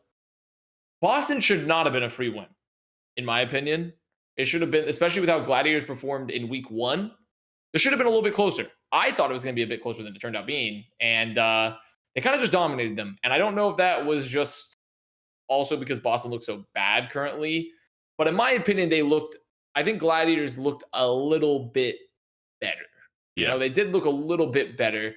But it's hard to differentiate that because of how poorly both the teams they played performed, how they performed in their matches. Still not... I mean, the cliff notes, if you wanted the cliff notes, this would obviously be the team that started off very poorly, but then actually got their stuff together, almost like nerves. It was crazy. But like they just improved so much over the course of 1 week, and that's wasn't practice related. That was not individually skilled related. Oh, they started playing Bird Ring. That's the thing for me. They started playing Bird Ring all the time. I think that is like the number one thing Gladiators must do to keep their top position. Do not take Bird Ring out ever. Bird Ring must be in. They played a lot of like Mirror and a lot of Kevster in their first matches, and not a lot of Bird Ring. I think Bird Ring needs to be in full time, all the time. They also started playing a lot of more Moth, and they subbed him out less for Skewed. Yeah. And to me, that's the whole purpose of picking up Moth, right? Is like, it's not just about Moth's actual mechanics. Is that Moth has always been known as a very strong leader and like a very strong person to push a team forward. So you need to have Moth in to get the most value out of him, Because otherwise it's like me buying a car and never driving it. It's like, it's going to sit in my driveway all the time. It's like, what's the point of why you have a car? Like, and that's Moth. Like, you need you get Moth to use him, not to just like keep him on the bench. He's not going to do anything, So I think that they've made some positive roster moves actually as well, which is part of the reason they looked a bit better. Yeah, I completely agree with that. I don't understand really why they're trying. I don't agree. I understand why they're doing it, but I don't agree with the decision to run Mirror pretty much ever, to be honest, because I think that outside of maybe the Doomfist or the Pharah, if you have some kind of specialty pick, and even so, those are going to be on Control where he can't actually play them full time probably. Running Birdring and Kevster is going to be better when it comes to DPS. If you're talking about Mirror playing the Echo, I would rather see Kevster play it and try and keep that going over the course of the whole season. If you're talking about Mirror coming in to play the Zarya over Space, I again don't think that makes sense. Space in the interview after one of these games got asked why Mirror was being rotated in, and he was talking about the fact that Mirror like takes control of the team when he plays Zarya and like directs the team from that Zarya position in the double bubble. I don't think that I think that if that's your solution, then you need to address more core problems. What's the best way of putting this? I feel like it feels like such a stopgap solution to just put him in on the Zarya because he has more experience in that role. And I think changing up a team dynamic like that, changing the way that the entire team functions, is not going to be beneficial for you in the long term.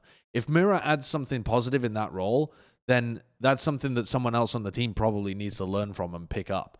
And additionally with the Zarya play too, I don't think that you can survive a season rotating your tank line based on whether or not you want to play full-time Zarya. I just don't think that makes sense. I don't like that plan from them. Yeah. No, I agree. I agree as well. For sure. I think we pretty much covered it all with the Gladiators. Yes. Maybe play a little bit less skewed. Anything you want to add, Jaws? And Ash. I still don't really understand the skew idea. Skewed being subbed in for like this Brigitte role where you could just have Moth and then be this caller like you were saying. It just doesn't make sense to me at all. I haven't really got any other thoughts apart from that. I mean, yeah, keep Birdring in. Why would you sub him out? It makes no sense at all. I mean, I think him and Kevster are flexible enough to run the majority of things that you'd want to run, even if it was like on a Control, like completely different stages. You can play long range hit scan. You can have Kevster on Tracer. You can have him on Echo. You can have like they showed on the Hanamura, the Ash and the Echo. Like there's no massive holes in the DPS lineup when you have Kevster and Birdring. So it doesn't make sense. Maybe they're just trying out a few things earlier on in the season, maybe to see what fits the best. But considering this season, you don't get that many games to play, and a lot of them are qualification matches too, going into Melee and onwards. It doesn't make sense to be shuffling around so much. I think you'd rather have one core team that you'd practice a ton, and then if you need Mirror to play Doomfist, hey, sub him in straight away. The skewed point, that's my biggest problem with the roster, honestly.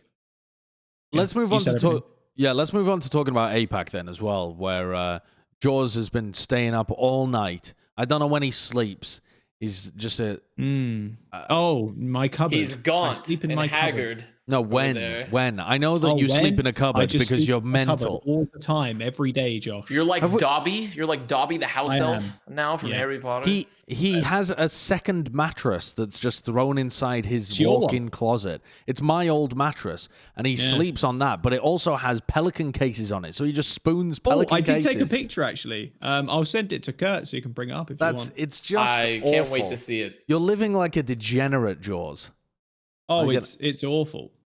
And you're in Matt's I'll- old apartment as well. You're in Matt's old apartment on my old mattress, sleeping in a closet. Get your fucking life together. Oh, it's filth, mate. I mean, I'm just absolute DJ. I sent it to the production PC. I don't know if that's the one Kurt's on. Yeah, it will be. But God. yeah, I mean, look, a boy's got to do what a boy's got to do. You know what I'm saying? Like, I'm cuddling pelican cases at night at 5 a.m. There you go. Wow. That's the cupboard. That's wow. amazing. It looks like a storeroom. It looks like a storeroom of some sort of retail shop. Yeah. What I will say is, when I moved you out, Josh, of the apartment, way back when last year, I remember talking to you. I was like, "Why the hell do you have a mattress in a cupboard? Like this is degen." It's And I was genius. like, and you were saying like, "Oh, it gets super dark. You can't hear anything.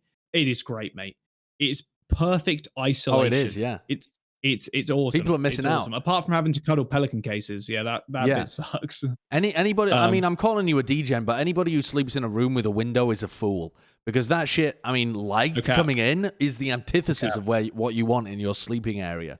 You want perfect silence. Anyway, APAC. The biggest game, I think, was the Philadelphia Chengdu game for sure. But first of all, I want to talk about the debuts because we had New York and we had Hangzhou who were debuting for the first time this week. I think that was just those two teams, right? I don't think there's anybody else that we hadn't seen yet. No, those are the last two. Yeah. Okay. So New And York, one of they them come going to in. get a win too. Woohoo. Yeah, New York come in with a fuck ton of NYXL. scrimbucks. They're just scrimbucks just seeping out of every orifice. Did they translate in their first game against Chengdu? Did they fuck? What the fuck was going on in that game? It was awful. I mean, you're going against Chengdu though. To be fair, like they just got ran over. We did see Guangbong as well actually play against Spark, which was kind of nice. And I was kind of hyping him up, and that was a lot of scrimbucks behind him. Widow God, like crazy hit scan player, comes in, gets dumpster, gets rotated straight out again. And it's actually something that I mentioned during the broadcast was New York have always been a team that's kind of centered around Jonak. Like that has been the kind of focal point. We assist Jonak in order to get kills with Jonak and him to do damage, etc. And having a bunch of rookies, or like a few rookies, come in. Of course, Yukpeng and Bianca. I wouldn't necessarily call them rookies, and Ivy as well at this point. Yeah, are they going to be able to fit this kind of style that New York have previously gone with? Definitely not. Like there's no way. There was one team for Jonak, and I think that team is long gone at this point, scattered to the 4 wins. Feather's been good. Flora I was kind of high up on, but Flora's they McCree just look good. incredibly mediocre. Yeah, but then I just put that down to them facing against Chengdu. I also think that they had immense nerves. I can't remember where this was. I think this was translated on some forum. Maybe it was on Twitter or something. But Friday was saying that they were all extremely nervous in their first match against Chengdu. And Friday was like crying at some point during the game and just couldn't get couldn't get it together and stuff. Because I mean, think about it from Friday on this map specifically. I mean, Friday was walking into so many rockets from Jinmu, and he was just playing on the floor the whole time. But think about it from his perspective. He's not even come in from some Contenders dynasty. He's not a Runaway or an Element Mystic player. He's never even won Contenders games particularly. He was playing with OZ Gaming.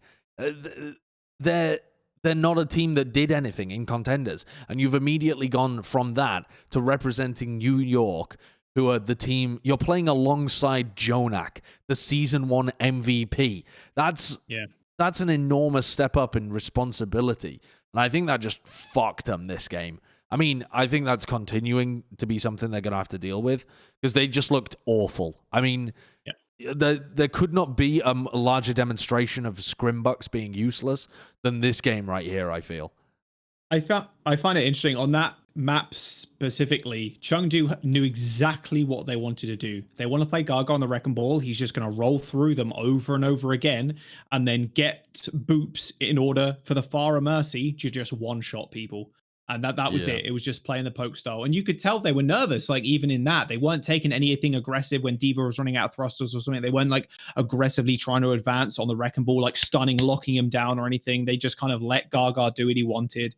I mean, Bianco Lucio's got also something did to do with nothing. that too, trying to boop him like the ball back into the team so he can get frozen, get stunned. It's just, it didn't look like a well-oiled machine at all. It looked like a machine that had been rusted for 45 years in someone's garden in Alabama somewhere. You know, it's not something that I expected, honestly, because I like I said before, I had high hopes on Flora. I really did, but it's going to take a couple of weeks if it was just to shake off these jitters.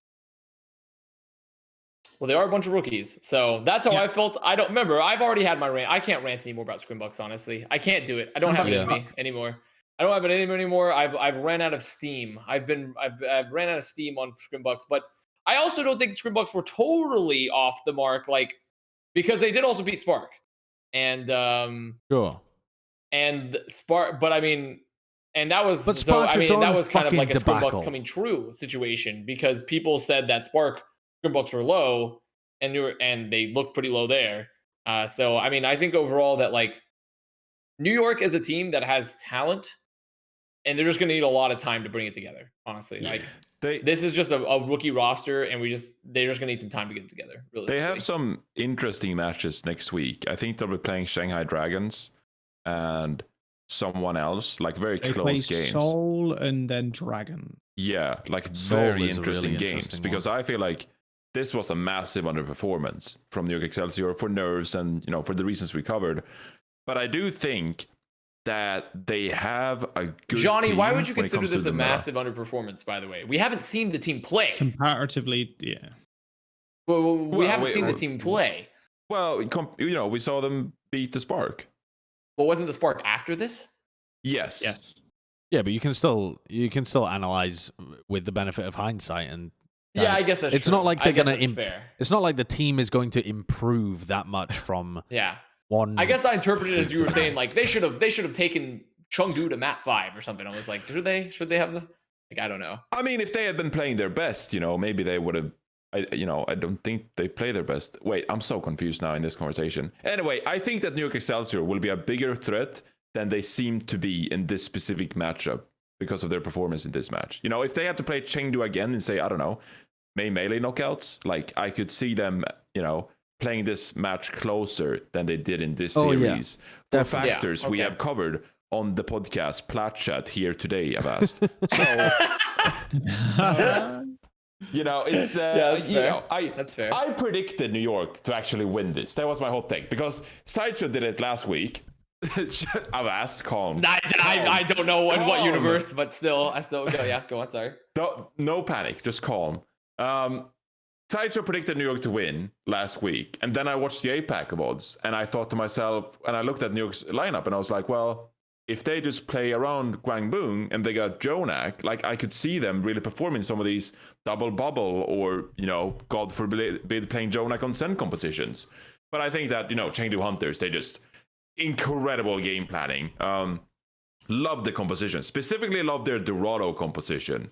Where they play, the Widowmaker and the Fire. Yeah, the Widow Echo. And I was just like, New York can't do anything. Like, they're forced to play this Tracer Sombra composition, and they just got destroyed. Man.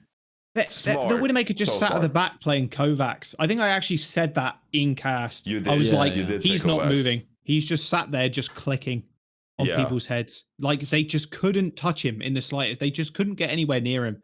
It was, what a comp. Yeah, so I love the compositions. But then, we get to the other match where Chengdu played as well. But, I think New York I thought what Fusion did to Chengdu, I thought New York would be able to replicate before. Fucking timeline sucked, dude. But I think they could play a similar style to what Philly could and, put up a better performance. But yeah, I think New York could probably struggle to deal with stuff that makes them adapt on the fly too. That's again something that you benefit from being a really established team or established players, because you've seen it all before. You know what you're supposed to be running. You know what your game plan is. For rookies, it's like I feel like New York would probably just rolling people in scrims playing one thing, one style, and they just played their own game rather than having to adapt to their opponents. I don't think that's a skill that you learn quickly. I want to talk about the Hangzhou Spark, man, because this team has... I had issues about the Hangzhou Spark coming into this league, but I also had very similar issues about Chengdu, which was, are the coaches going to make the right decisions? I have the same concern about the Seoul Dynasty as well. And it makes it impossible to predict where they're going to end up, because the power is just not even in the players' hands. The power is in the coaches' hands to make the right decisions. Wait, have they actually made coaching changes? I didn't even realize changes today. They made coaching changes today.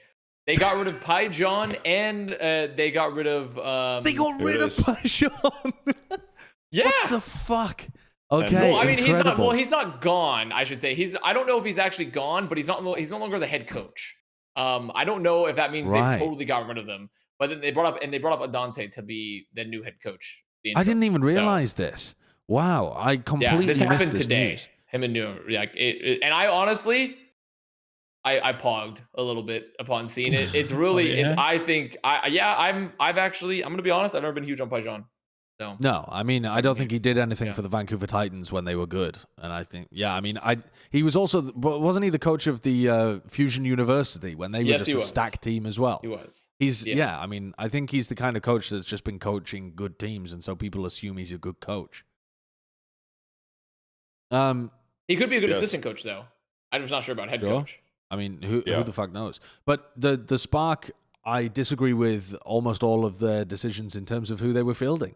And I thought that they would end up fielding more of a mixed, diverse roster this year because they've had more time to prep before the beginning of the season. I can understand in previous years, it takes time to create these communication structures. They've got a challenge on their hands because they're trying to come in like a blend of 2 or sometimes even 3 languages.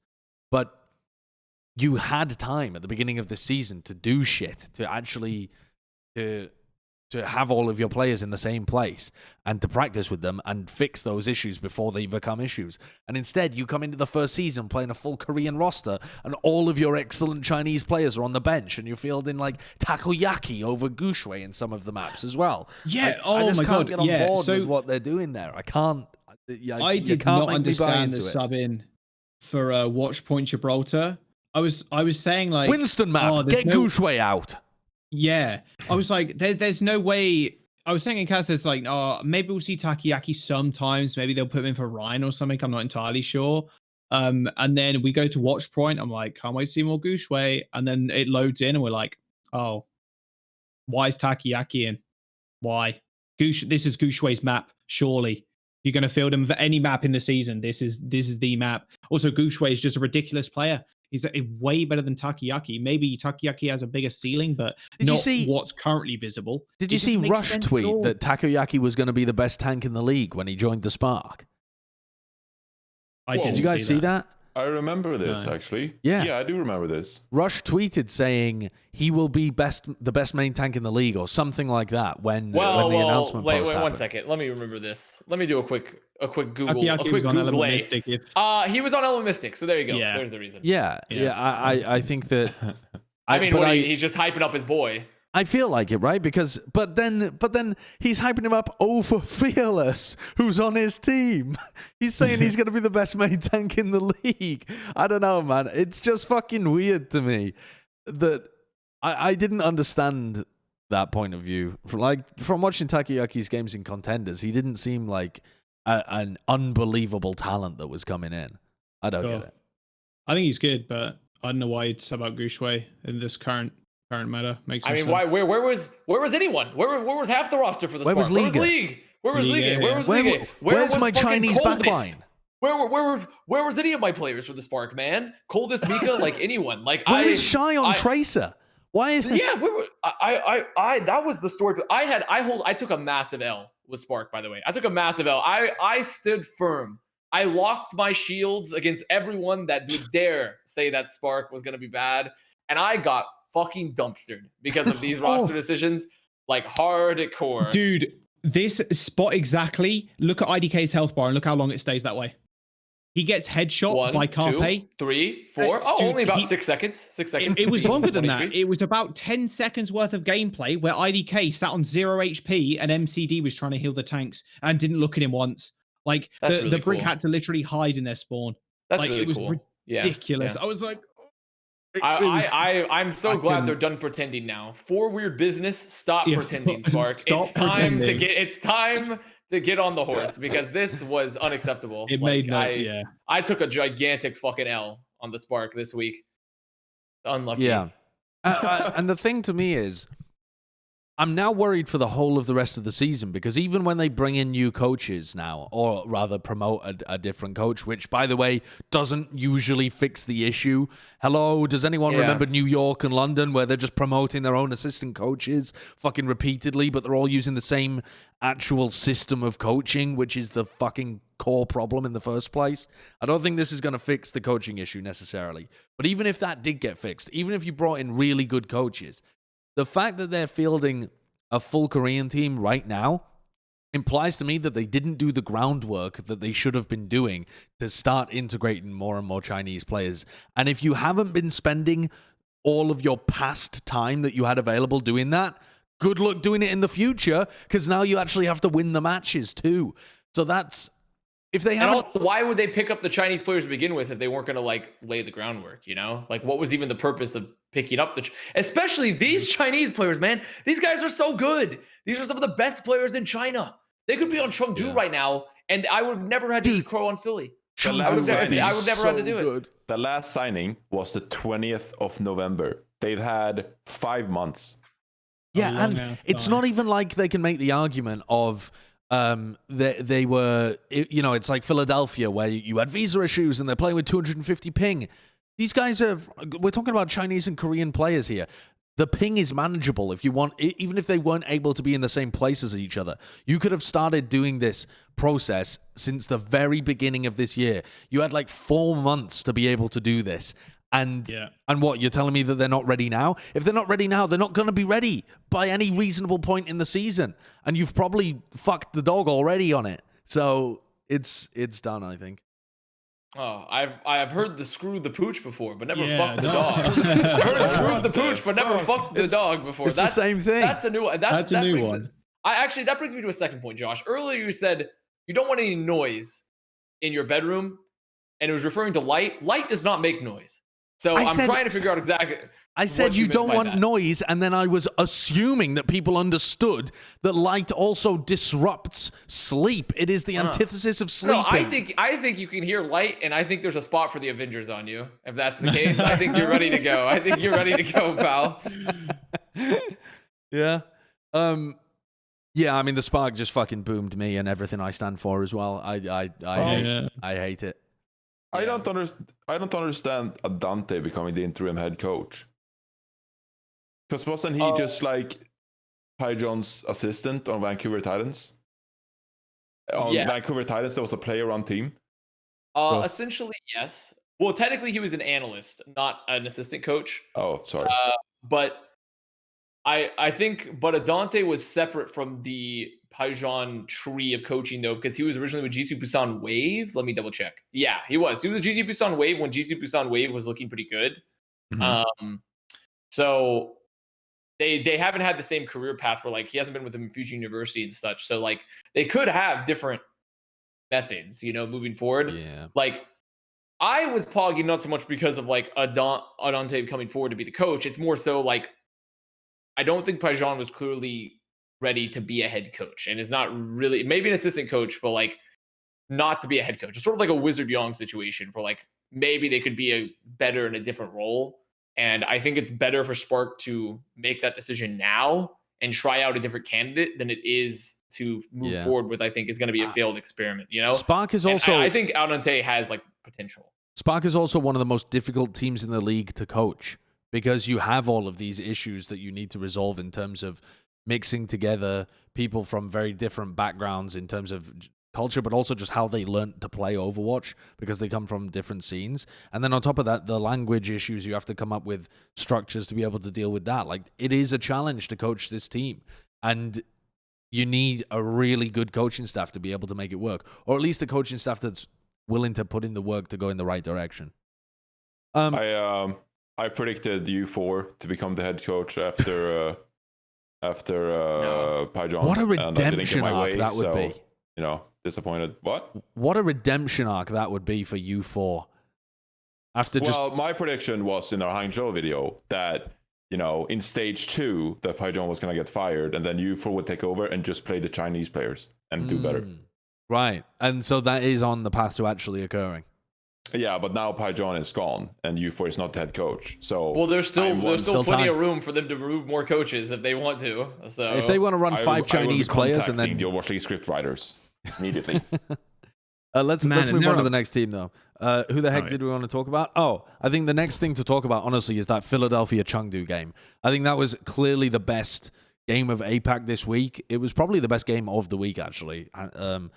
Maybe Washington Dallas would have been up there. I think Washington Dallas was really. I think that game was literally a smidgen away from being a map 5. So sure.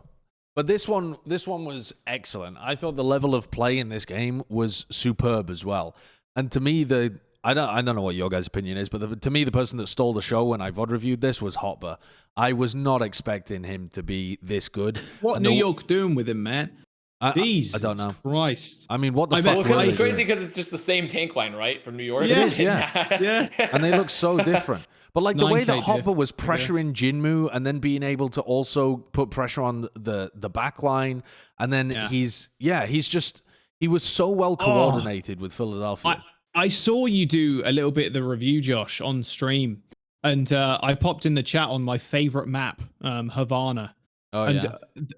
Philadelphia Fusion defense on Havana, actually unbelievable. Just like skill diff, just everything diffed Chengdu on that map. I mean, I loved especially they did. I will say Chengdu's comps and how they were playing it too was a bit whack. But the way Hotbo was able to just control the skies too, and their ultimate economy and rotations when they were full holding for that long as well was just ridiculous. I mean, Chengdu Hunters came out the door with a game plan. It's like, okay, we're going to do our Chengdu thing, right? We're going to do ball and everything. And then they were forced to swap the comp. They were like, this is just not going to work ever. So we need to swap. And then obviously it just resets everybody apart from like one person's, I think maybe the Diva. And then they just got booty blasted for the next 2 minutes. I mean, they tried to play Rush, and they didn't look like they knew. I mean, so far, the only team in APAC that can play Rush is Philadelphia. I don't know whether you guys have a different team that you would put up there, but I haven't seen anybody that can play Rush apart from Philly in APAC yet. Yeah, I mean, I think Chengdu in general was not a team built for Rush. And in particular, I was impressed with Fusion. I mean, I've already said it. Fusion, they won. The fans won. So they've beaten me. I have to admit it. They look like the best team in APAC. But Chengdu definitely, like you said, Josh, and also Jaws, the comp game was a little strange. Jinmu he did a Jinmu things where he said, I'm going to play Pharah, and I will not stop ever.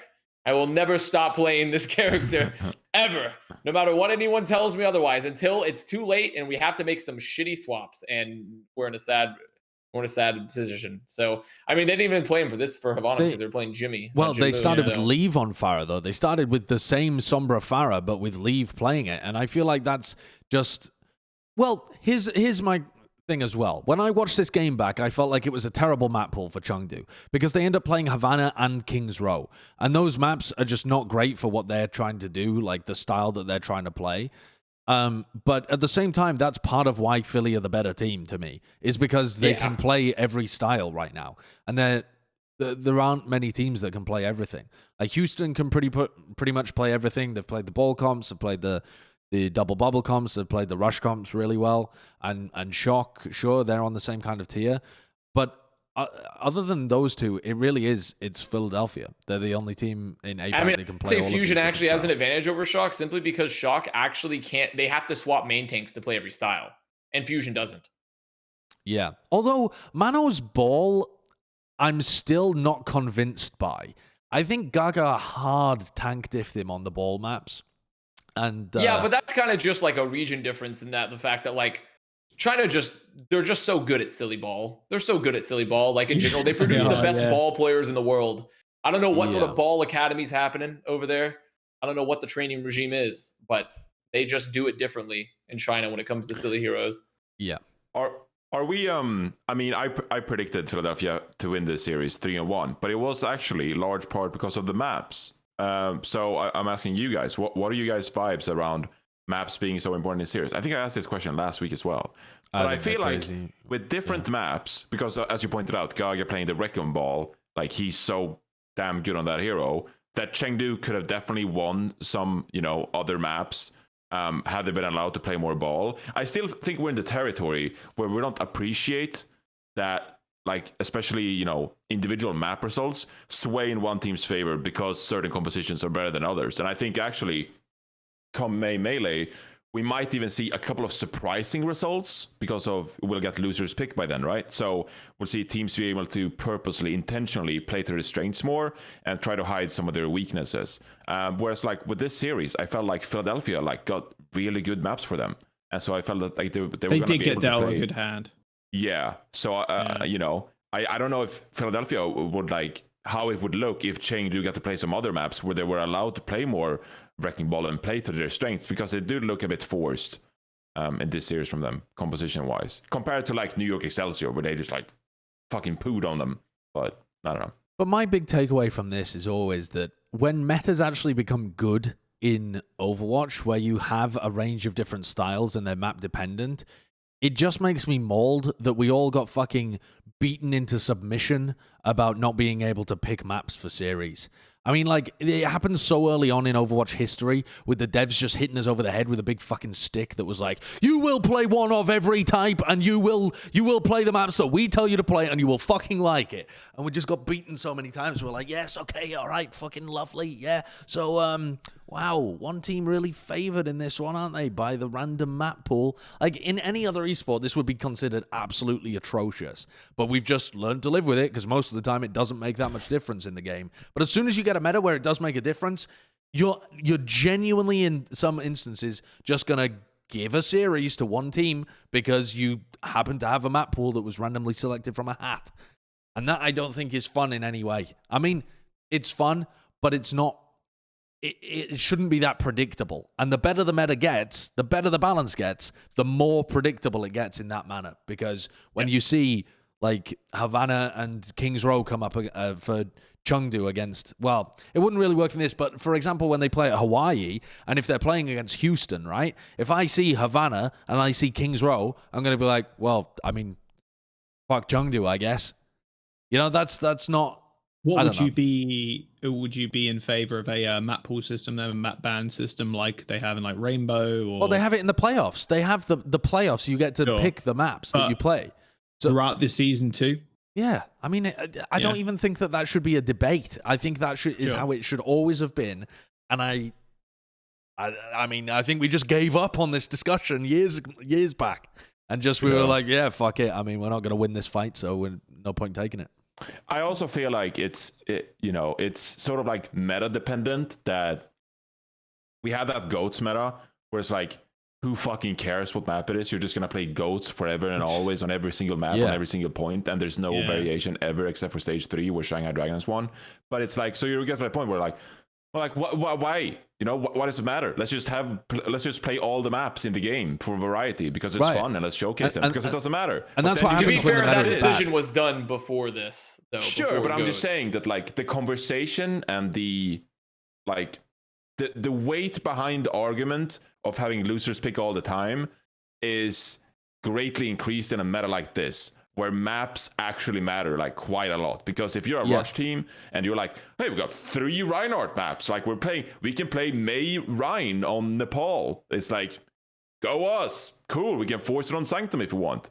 And then you get someone who's like, time to play Ilios, and you're now gonna have to play Rhino like Well or something. It's like, it's harder. So it's like, you see it way more in a meta like this, where there's actually variety and teams play to their strengths, and then you will get to a new meta. We're going to 100% go to a meta where something is just dumb OP and you can play it on every map, every single point, and then you won't be able to have the conversation. Yeah, absolutely. Who cares? Yeah.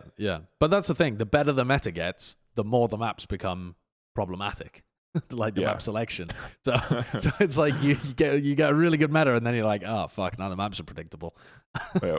But I mean, whatever. At the end of the day, I'd rather have a good meta than a bad one where the. I mean, maps you could don't also matter. make the argument that like if you know the pool ahead of time, because you know the pool, you just don't know exactly what maps, right? Is always the order going to be played. You can make the argument that like teams should be perfecting their strategies on each map independently, right? And like, sure, certain maps might favor certain strategies, but like, if this is your style, you can generally make it work. You know, I mean, we've literally seen Shanghai do that in season 3, right? So, or not season 3, in season 2. Though I do agree that on average, yeah, probably at this point we could re-examine map pools. But it's such a meta-dependent thing that, like, you know, the finest breath will blow over this fucking house of cards, and it's all gonna come tumbling down. Yeah, and suddenly we're just playing Russia everywhere, no matter what, even on Gibraltar. Yeah. Yeah, I mean that can definitely happen. I want to return to the match at hand a little bit and just the Philadelphia Fusion, because I want to return to one of Jonathan's points from, I think it was like 2 weeks ago at this point, where he was talking about a honeymoon period. And we all poo-pooed Jonathan's idea of it being a honeymoon period. But Philadelphia really do look like they've...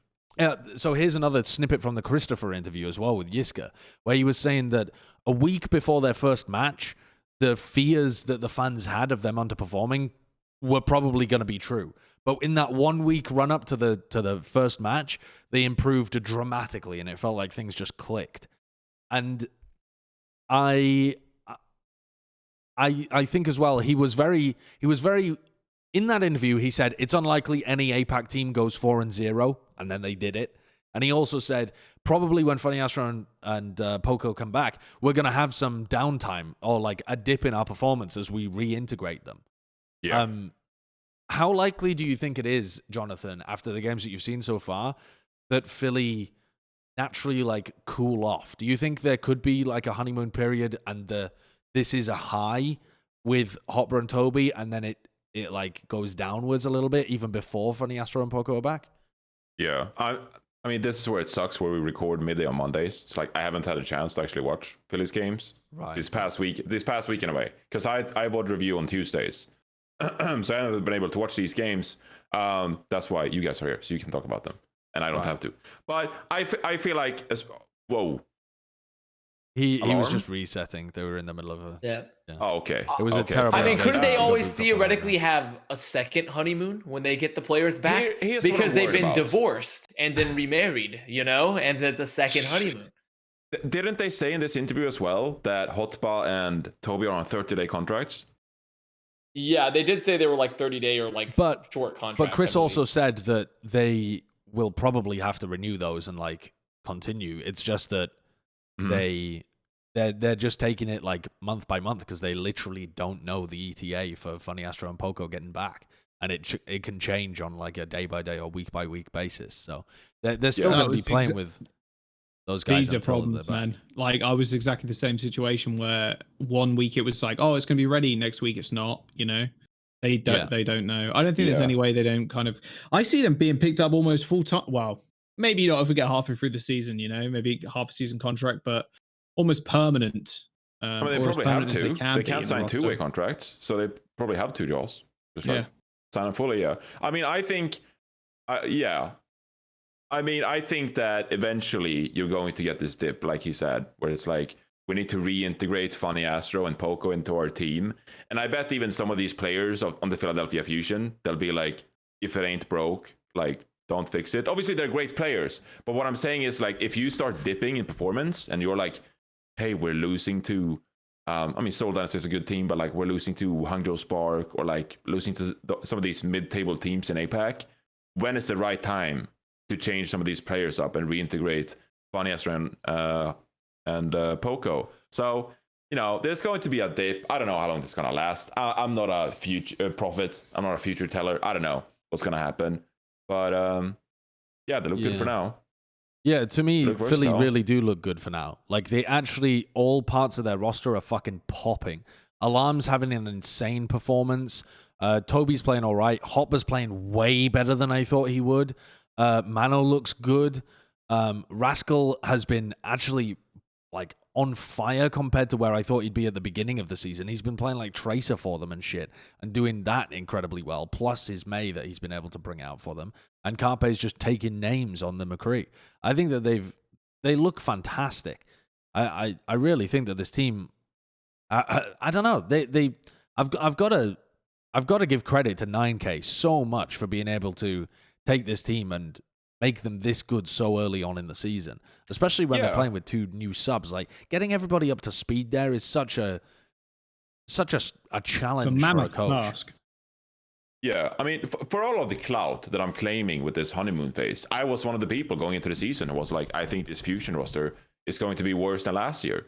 But as it stands, I mean, they look incredible with the new additions, and they look really good. Now, there seems to be a little bit of a discussion that the APAC region seems pretty weak right now, relatively to what it was last year, because Shanghai Dragons are not as good as they are. Chengdu, obviously, fantastic team, and like I love the compositions. But do you feel like this level of performance from Philly, especially, like, do you think this would have had them dominating last year against like a really good Shanghai Dragons, Guangzhou with Happy and Shu, and all of those teams performing at the highest level? Do you think Philly would just like 4-0 those teams as well, or do you feel like APAC is a bit weaker now early on this season? Yeah, I do think it's weaker, but I also don't think that I don't think Philly are going to continue dominating either. I think they're going to be up at the top level, and I think they would still be around that same kind of they'd still be in the pack last year as well with the level that they're playing at. But I do feel like there's been a bit of a drop off, but it's mostly because of Shanghai. If Shanghai get back up to where they were, which they can, there's no reason why they couldn't, then APAC will be looking strong again. Honestly, you were saying last week that you were worried about Fate on the main tank role for this team. Slightly. And holy shit, after we saw Fearless on Dallas, I'm like, wow, they lost like a great main tank, but they lost this guy. Like this. But to is be the fair, guy I that feel Shanghai like Dragons Fate is. I think Dragons are starting slow though, because nothing on their roster and their previous performance should indicate how they're currently playing. It shouldn't. And also, even if you just look at Fate, is like, sure, would I say Fate is not nearly as flashy or poppy as Fearless? Yeah, I totally agree with that. That's 100% truth. But Fate has had very consistent main tank performances throughout all of the league on a variety of heroes. Also, so his ball and his Orisa are probably better than Fearless is too. Yeah. So I don't think it's. I think Dragons are. Personally, you could almost argue that is it the APAC region being really weak right now, or is it maybe just the fact that there's so much parity besides the two top teams currently of Fusion and Chengdu, that everyone looks kind of fucking weird because of the fact that everyone else is just so close. It's really hard to differentiate other than eye test and but I mean, I don't know. I think Dragons are starting slow personally. I just think that's the problem with them. I'm a bit worried about the Dragons, honestly. I think they're starting slow. I don't think they should perform badly. We will figure this kind of shit out once we have the May melee, right? It's not like last year where we have to have all of these speculative discussions and then the teams only meet at the end of the year. We're going to see them regularly clash and see which region is better. Ping issues aside, hopefully they'll be resolved in a pretty reasonable way. But yeah, that's part of what makes this year so cool, is that we see that clash happen much more often. Let's move on to our next segment, where instead of looking over the past, we analyze the future. But before we get to that, we have another sponsored segment. Oh, we're doing it after. We're doing it afterwards. We're not doing the sponsored segment now. We're doing it later. Okay. The first thing that we want to get to then is the power rankings, right? So let's quickly adjust our power rankings from last week. Have we got them available to bring up? I feel like there shouldn't be too many moving and shaking pieces here, but there's definitely a few that slide around. Plus, we get to slot in all of the old teams. Or not the old teams, the new teams, rather. Let's start by slotting in the new teams, I think. I put Justice at a solid 3 in NA. Justice, yeah. I put Justice at a solid 3. Yeah? Myself, currently. That's how I feel about Justice. Well, let's start from the bottom, actually, so that we build the list up. I think Vancouver Titans still have to sit at the bottom, right? No. No, you No. want to put Spitfire who? at the bottom? Spitfire at the bottom. Yeah. I don't want Spitfire at the bottom. London at the bottom, underneath I Vancouver. think Titans have far more. Titans took maps off good teams. Titans took maps off Houston and Justice. Do I think Vancouver with Yeah. Riot comps Yeah, and fair Tier 1 enough. May could beat London? Yeah. They could. Yeah, go on then. Yeah, you Titans know what? actually have redeemable qualities with Teru on May and like their tank line at times. Like Yeah. Spitfire showed nothing redeemable they were in their matches despicable. currently. Like Yeah, they it was. 100% deserve the 12. It was very poor performance from London. What about Boston though as well? Because I really felt like that was a pretty awful performance as well from Boston, even though I don't think it'll continue like that throughout the season. There are arguments to put the Vancouver Titans ahead of them based on the exact same shit. I still want to put. I don't think I'd still put Titans ahead of them though. I think that's Why? a little too drastic. However, personally, I would put Paris above them currently. Is my personal opinion. Oh yeah, I definitely would. Yeah. Whoa. Oh, Yeah, okay. I put Paris above them. But I currently. don't how think I that's feel. I don't think that's going to continue. I think Boston are going to look better as the season progresses. Yeah, this roster should not be. This team is only for the moving current, though, no? This is just current. Yeah, this is just current, like snapshot, Yeah, like it's right fine. now. I think London had a really terrible first showing, but I think they'll start to look better. I think the same could be said for Boston. I almost think that like right now, this week, the Vancouver Titans potentially, now that you're reminding me of the maps that they actually managed to take, in those maps looked better than Boston. Yeah, I had this argument myself, but I kind of discounted it simply because I felt like the map versus Justice, I straight think Justice were trolling a little bit. Like, I think they weren't taking it super seriously at times. And the Houston match was untold amounts of papige in the map that they took. Like, I was like, it reminded me of like when Florida just like let Houston cap in their match. It was like, right? yeah. I think Yeah. that was a papige moment for Outlaws, like hardcore papige. So just on roster strength alone, I still would put Boston above them, because Boston played tough matches. Still, they played Fuel and they played Glads. So Yeah. and it's a Gladiators with their roster more figured out too. They were playing Bird Ring and Moth like a lot more. So I personally felt like I would still put. I mean, Boston the above same Titans. arguments could all be made for the London Spitfire as well. No, I don't think so. Because still, even so, I still think that like Titans on the eye test looked way better than Spitfire did. Yeah. All right. Well, I'm not going to argue with you too much. Let's move on. Then Atlanta and Toronto haven't played anymore. Is that? Yeah. I mean, that's pretty much done, right? We didn't actually see Looks anything good. else that would have Yeah, it looks shaken good to me things too. up. I'm okay with that. Yeah. Wow. Fine. Okay. Cool. Let's move on to the APAC matches. region. The APAC region will shift around a little bit though, because I think we had Chengdu at the number 1 position, didn't we? We did. We had Philly at Yeah. number 2 or something like that. So we'll have to shift that around. Had I But- watched Philly's games earlier last week, I would have vouched for Philly at number 1. Okay, hindsight, Harry. My Preds. I Okay, saw prediction, Sir Perry. Avast, Okay, my prediction, Preds. Perry. You had Philadelphia Fusion at number 1. You tweeted it, right? Saying that you thought Philly were the top team in APAC. Yeah, people don't upload on Twitter. People don't post it on Reddit, so people aren't really in tune with my takes as much. It's not like Avast, People you get post your takes on Reddit all the time, Johnny. No, What they are you don't. talking about? No. Yes, they do. Yes, No, they do. don't. No, Yes, they I do. just see Avast face all the time and his memes and like the rat thingy. With the Okay, keys. so let's And push with Fusion that- into the number 1 position and Hunters. So we Fusion. essentially just swapped Yeah. Philly and Hunters. Yeah. And then we didn't see Hunt. Seoul play again, right? Soul they good, have 2 matches. Dragons I'm good. still okay. I'm still okay with Soul 3, honestly, though. Yeah, I think From what we've seen. until they papige and drop down the rankings, they'll be fine there. I think Hangzhou. Hangzhou are Looked- definitely. I think Hangzhou. Hangzhou deserved to go above Charge and Valiant, in my opinion. That's my personal opinion, though. But I think they deserve to go Sure. I above would Charge and Valiant. put Charge. I don't above even know them. I don't even know what to do with those bottom 3 teams. I don't Okay. know what to do with them. Here's where you start that conversation. Do you put Valiant above the Charge? Yes. Don't know. Could do. Yeah. I Because I actually think would. this. After I went back and watched the VODs, I think that was one of our mistakes. That Valiant actually looked kind of decent in the Ash compositions. Because Crystal, I watched some of Crystal's gameplay. Like, people sleep on him because they hate Crystal for understandable reasons. But he is good. He is good. And Guangzhou looked like poop. That being said, they have a match coming up, and we'll get to Preds later. No, I agree. I agree with you, Johnny. I think Valiant should go above Charge. I feel like, though, we're wasting our time talking about teams that didn't even play this week. Like, the main meat and potatoes is just where NYXL, Hangzhou, and like the flip at the top, right? Like, Yeah. So yeah. I don't think we all agree with the top, right? We all agree with the top flip. I mean, I think New York are in the right position as well. I wouldn't put them above Shanghai, even though Shanghai looked kind of papige. Like, New York looked extremely shit in their game against Chengdu. Yeah.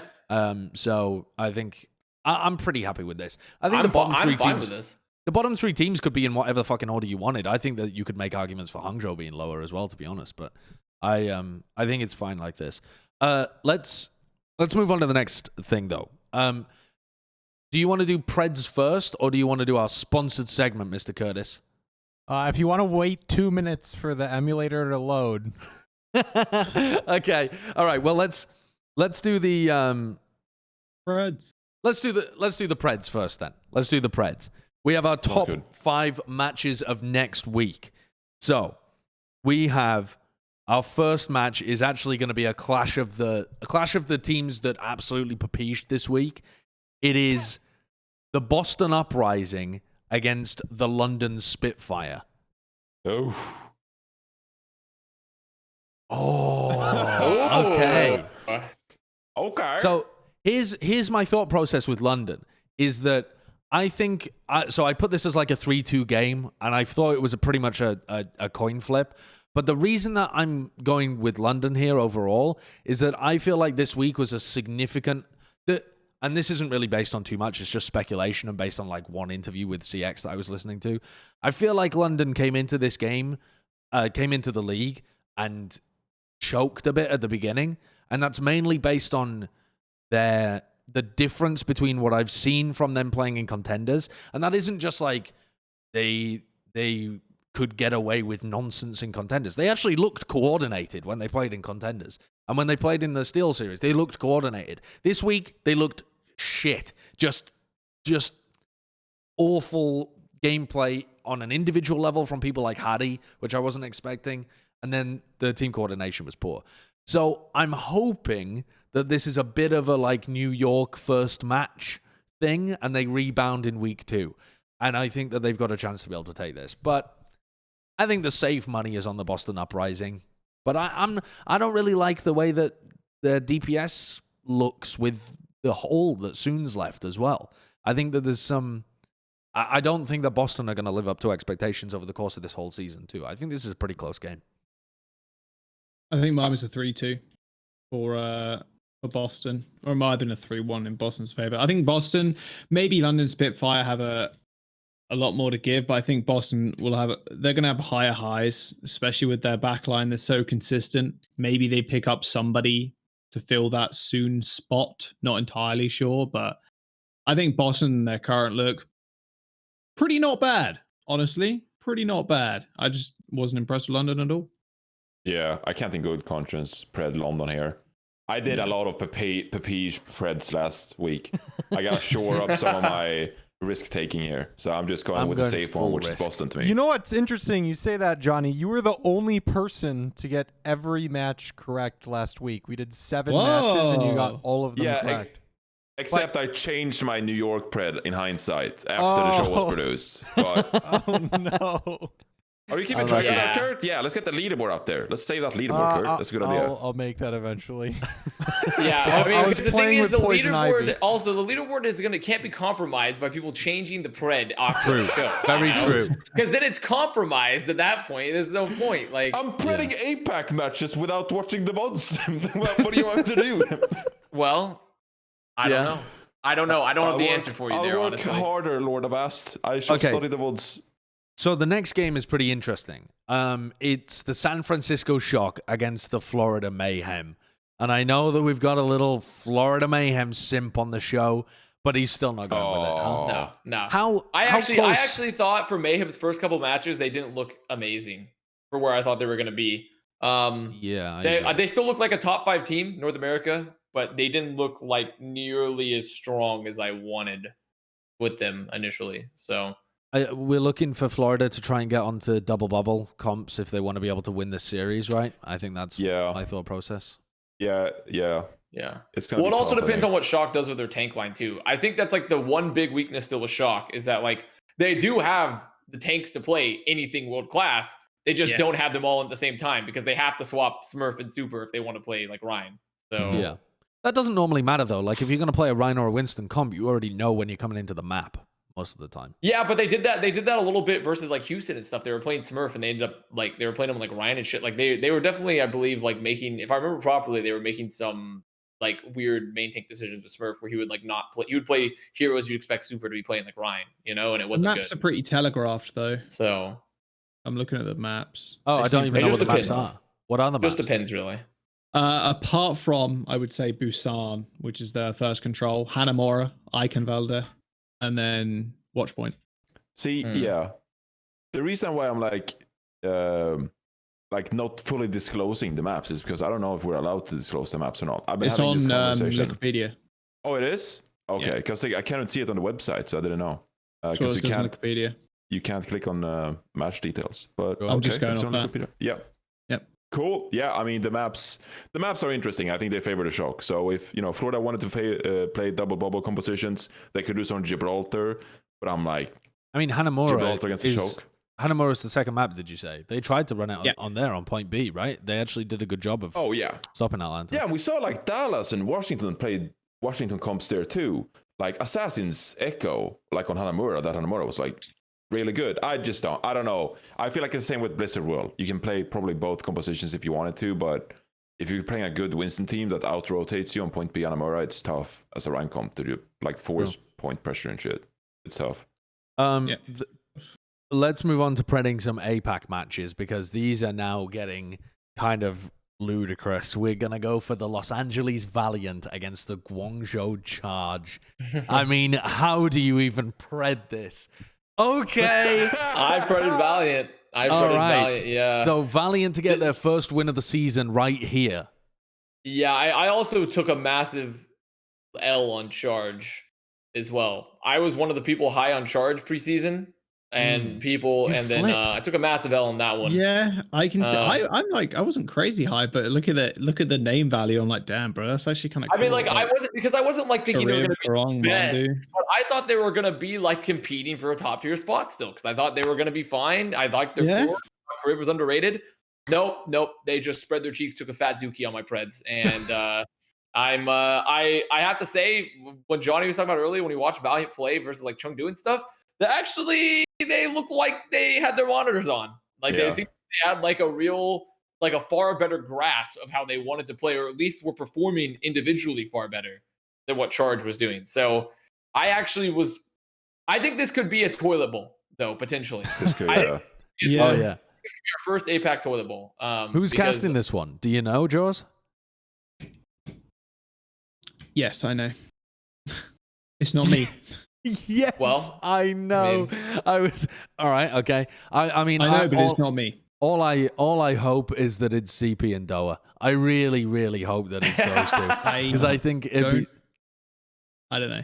I think it'd be so funny to have those two cast just a true toilet bowl. I feel like Doa would really get into it. Doa would pop off on a toilet bowl, man. Like Doa would really get into it. He would. I was actually going to pred the Valiant here, but the maps actually changed it for me. Because I thought, like, what's the win condition for Valiant? And it's probably like Crystal popping off and playing long range hit scan and just dominating Guangzhou Charge. But the maps for this one, it starts off with Ilios, which is like, okay, fair enough. But then it's Hanamura, Eichenwalde, and Gibraltar. And I'm like, if you're like a new team like the Valiant, and you're not the great when it comes to teamwork and positioning and tanks, etc., Hanamura, Eichenwalde, and Gibraltar, there's so much high ground. Those are like tough maps to navigate. If you're a new team, but they're all still good maps for hit scan, though. Those are also good maps for hit scan, though. Crystal could clap. No, I think it's very possible. I don't think Crystal is going to clap on those three maps. Gibraltar, yeah, maybe, but I think it plays into Guangzhou being able to outmaneuver the Valiant. So on those three maps, so that's why I went with the Guangzhou pred. Even though Valiant in a different map pool, I would have pred them. Okay. Because I do think they're better. I would have placed them higher in the power rankings. All right. Okay. Let's move on to something which shouldn't be a toilet bowl. It'll actually be a really interesting game over in the APAC region. Seoul Dynasty against NYXL. I think this is going to be... tell a lot, Yeah, I think, about where both Seoul and New York actually stand. It's the first few weeks of any season are always like, oh, okay, let's just kind of get through this, and then we can really see what teams are first match nerves or just starting to come together as a team, and then we can really get into like the meat and potatoes of it all. Do I think NYXL are going to fucking win? No. Do I think are they going to take a few more weeks? Absolutely. Maybe after May Melee, maybe after they miss their chance at May Melee, they're going to be able to succeed. I think Seoul are just going to step almost right back into it with gesture and profit. I don't think there's any way New York, maybe a 3-1 for Seoul, but I don't see them really taking a map, honestly. Just going on their previous performances. Go on, Drew. Well, I was going to say, I mean, I predicted Seoul, but I don't feel confident in it. Because Same. whenever I feel... I mean, Seoul have yet to demonstrate to me that they're going to make the correct coaching decisions throughout the season, i.e. running Marvel at the right time. That is still what I'm waiting for. I'm still waiting for that moment where they sub him in repeatedly, and I'm like, they have actually realized that they need to do this. And I got debated a little bit by the Nexus Cup where they were doing that. And now I feel like they just did it to troll me. And they're straight back to running gesture all the time. So until they do that and until I see continued consistency, I'm never going to feel safe predicting Seoul. But I feel more so than anything that Seoul are going to do, it's about New York. When you have a team that has... allegedly been popping off in scrims. Like, people are talking about them being the best team in APAC in scrims. At some point, it's possible that they could gather at least some of that form and be able to do much better in their matches. And figuring that out is always a slow process for beginning teams with a lot of rookies. Translating that performance is a difficult task. But if they can do it at some point, they're going to be at the level where they can compete with teams like the Seoul Dynasty. So I still feel like there's some potential for Preds getting fucking boomed. Yeah.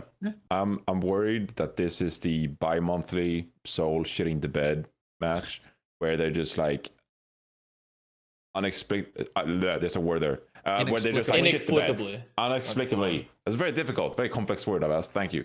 God bless you here. I think that this is one of those matches like prior to a stage playoffs where they just like shit the bed and people are like, what the fuck is Seoul doing? There's shit everywhere and you don't know how to pick it up. And then they eventually do, going into May Melee and just like play incredible playoff Overwatch.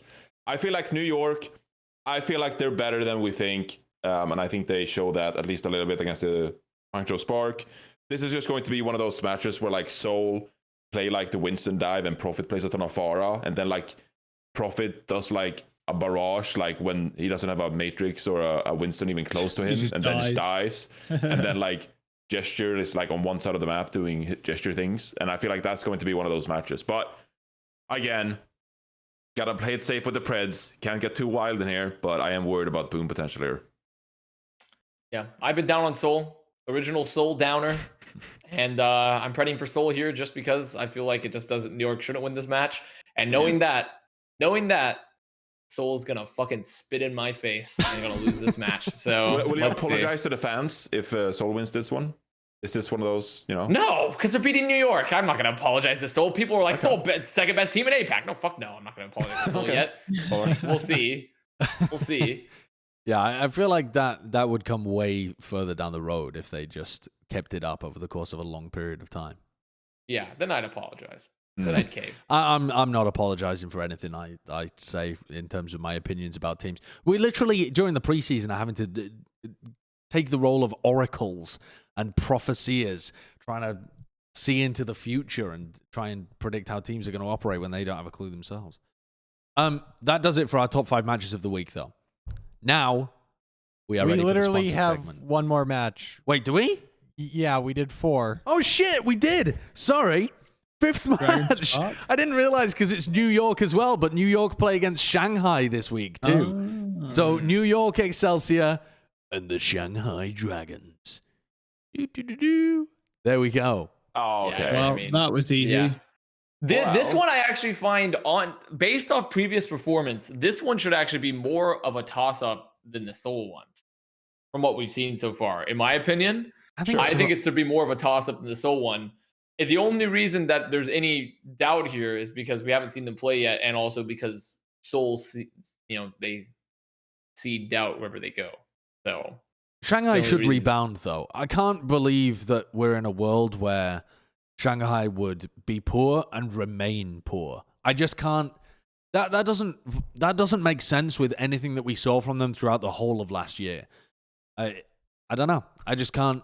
I feel like players of that caliber can't be in an awful state for a significant period of time. They're just too good. They are at some point going to be able to get themselves out of it. I think we could There's see a return to form.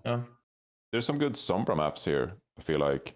Helios, Blizzard World, Dorado, Lijiang Tower. Like, if Lip gets put on the Sombra and they play some Winston comps, it'd be good for them. Yeah, definitely. Definitely. Some Maybe get chances back for to it. success. I'm hoping that they're this gonna is a win. rebound as well. All right, I've counted to 5. 1, 2, 3, 4, He's done it. 5. We did it. Finally. That is our top Humanity 5 can now matches. breathe a sigh of relief. So now, eventually, we will go on to our sponsored segment this week, which is what? We're ready. Okay, I thought you said we're not ready, and I was about to lose my mind. Which is Draft Buff as well. So Draft Buff are sponsoring this video, and we're going through a draft that we made. We also have, because we know that you guys enjoyed joining the Pick'em League for Plat Chat, which got fucking boomed. I still don't know how many people joined that Pick'em League, by the way, the Plat Chat one, but there was like over 2,000 people in there, and now it just won't load. The whole website is just broken. 2,000 people. Wow. Yeah, and it's just broken. Like you can't select your options or see the leaderboard or even know how well you're doing whatsoever. So anyway, this is an opportunity for you guys to participate with the rest of the Plat Chat community. There'll be a link down in the description to join the Draft Royale that we've got going. But the 4 of us also just decided to make a draft pick. Like imagine that Nate Nanza got his way and there were no legal issues. He was just able to steamroll through all of the player unions and they impose a draft within the Overwatch League. And we get to be the team leaders, the GMs. These were the teams that we ended up constructing. Who are we going through first? All right, this is... Oh, the other thing as well is we had 2 bots. Wait, was it 2 or was it 3? Two. Yeah, It was 2 because it was 4 of us. Yeah. So 2. So we had 2 bots as well that always chose the highest rated player by Draft Buff. Draft Buff has like analytics that go alongside it, but they also have like a paragraph of information about the players that you're selecting. So who are we looking at here? This is my team. How do you guys rate my team? I'm actually really happy. Well, let's with it. actually look at your team. So you have Lip, Prophet, Void. Is that the Shanghai Dragons? Yeah, it's Yaki and essentially Luka that's gone? 4 out of 6 Shanghai. That's 4 out of 6 Shanghai Dragons players. And then you have Smurf and Prophet with Lijiang Gong. Okay, yeah, it's Shanghai Dragons. That's a pretty good team. Yeah. A bold move from a team that has yet to win a match. A bold move, right? Well, no, they've won a match. They're 1-1, right? No, they did win a match. Yeah, that's true. Yeah, who did they win against? I can't even remember. Was it Guangzhou? Charge, wasn't it? It was. Yeah, it was Charge, I believe. Let me make sure. I mean, that's such an illustrious win. Yeah, it was the Charge. Yeah. Yeah, Oh, yeah. I'm I mean, playing I think I would Avast. win my matchup, right? Who was I? Who was I? I mean, up I didn't against? get to see the literal bots team. Let's see the literal Let's take a look at bots the. So the team. Bird. So first of all, Birdring. That's a safe bet if Birdring keeps playing. Honestly, I like that pick. Kai, don't know. We're having a Brad Rajani moment. Don't know what's going on with Kai. So the Hanbin, pretty good bet. Gushui and Gushui, Hanbin. not a good bet.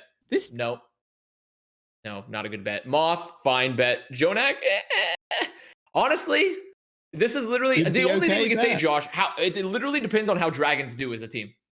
Yeah. I How have do put, Dragons do as a team for this roster? I have put all of my eggs in one basket, which isn't really advisable, is it? I've got a very shallow portfolio here. I'm at the whim So, of I the don't know. market. It's just where you're right. betting hard that Dragons rebounds. Well, you're talking a lot of shit, Connor. So let's take a look at your team. Who's Avast? Our roster pounds. What is Avast team? I am worried. He's against Reinforce in week 1, actually. Yeah, my this roster is a good way of fucking looking at it. pounds. Look at this bad boy. Jinmu, Happy, Mono, Fury, Juby, Alarm. This roster literally pounds. It's pretty good. Oh dear God! Yeah, this is. You have except Alarm. for the fact that Houston won't play this upcoming week because they finished their 4 matches. Yeah, Juby you've been won't play, trolled happy. by that. Well, that's fine because they've already earned all their points up front, so that's fine. Okay. I think that's how it works, right? It's just a collation of the points. Yes, right? well, no. So you selected players that already have high points. Yeah.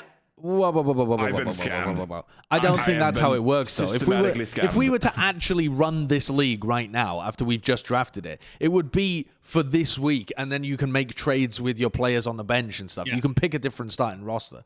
So maybe you wouldn't field this one for the upcoming week, but I think we were considering it more of like overall. This is your dream draft team for, This is my dream the season. Moving forward, regardless of like the actual statistical Steve and shit, of course, yeah. is the fact that like this roster owns. It And does. so, Okay. there you go. This is an incredible roster. It is a good roster. I mean, it depends a lot on how Juby looks as he continues throughout the season as well, but so far has been so good for Juby. He has looked good. Yeah. Well, it's also just because main support's always a tough one to find because like the main support stats are so dependent on team stats at the same time. Yeah. So it's very much also moving forward. Like where does Houston go to? I do like this though. I feel like it would beat Reinforce's team. I haven't seen Jonathan's team, but I feel I like haven't seen it yet. To make feel like it would probably beat it. Have you got Johnny did steal some key players for me though. He did steal a player for me that I'm kind of upset about. But I guess it wasn't that key when I really think about it. Who was that? I'm projected to have half your points. Yeah. All right. This is also I a really very like my good team. team, bro. Yeah, I like my team. Carpe, Kevster, Choi, Gaga, Slime, and Gangnam Jin. I'm not Like, gonna lie. is- This is not at the same level as Avast's roster, though, in my opinion. Sorry, No, you're I'm not. sleeping on these Choi and pals. Gaga. I'm looking Troy mostly. and Gaga Carpe are top tier, I think. The rest are like, maybe. We'll see. I think Alarm. All right, Gangnam Jin is good, but Alarm makes a big difference in that backline. Yeah, that is true. And True.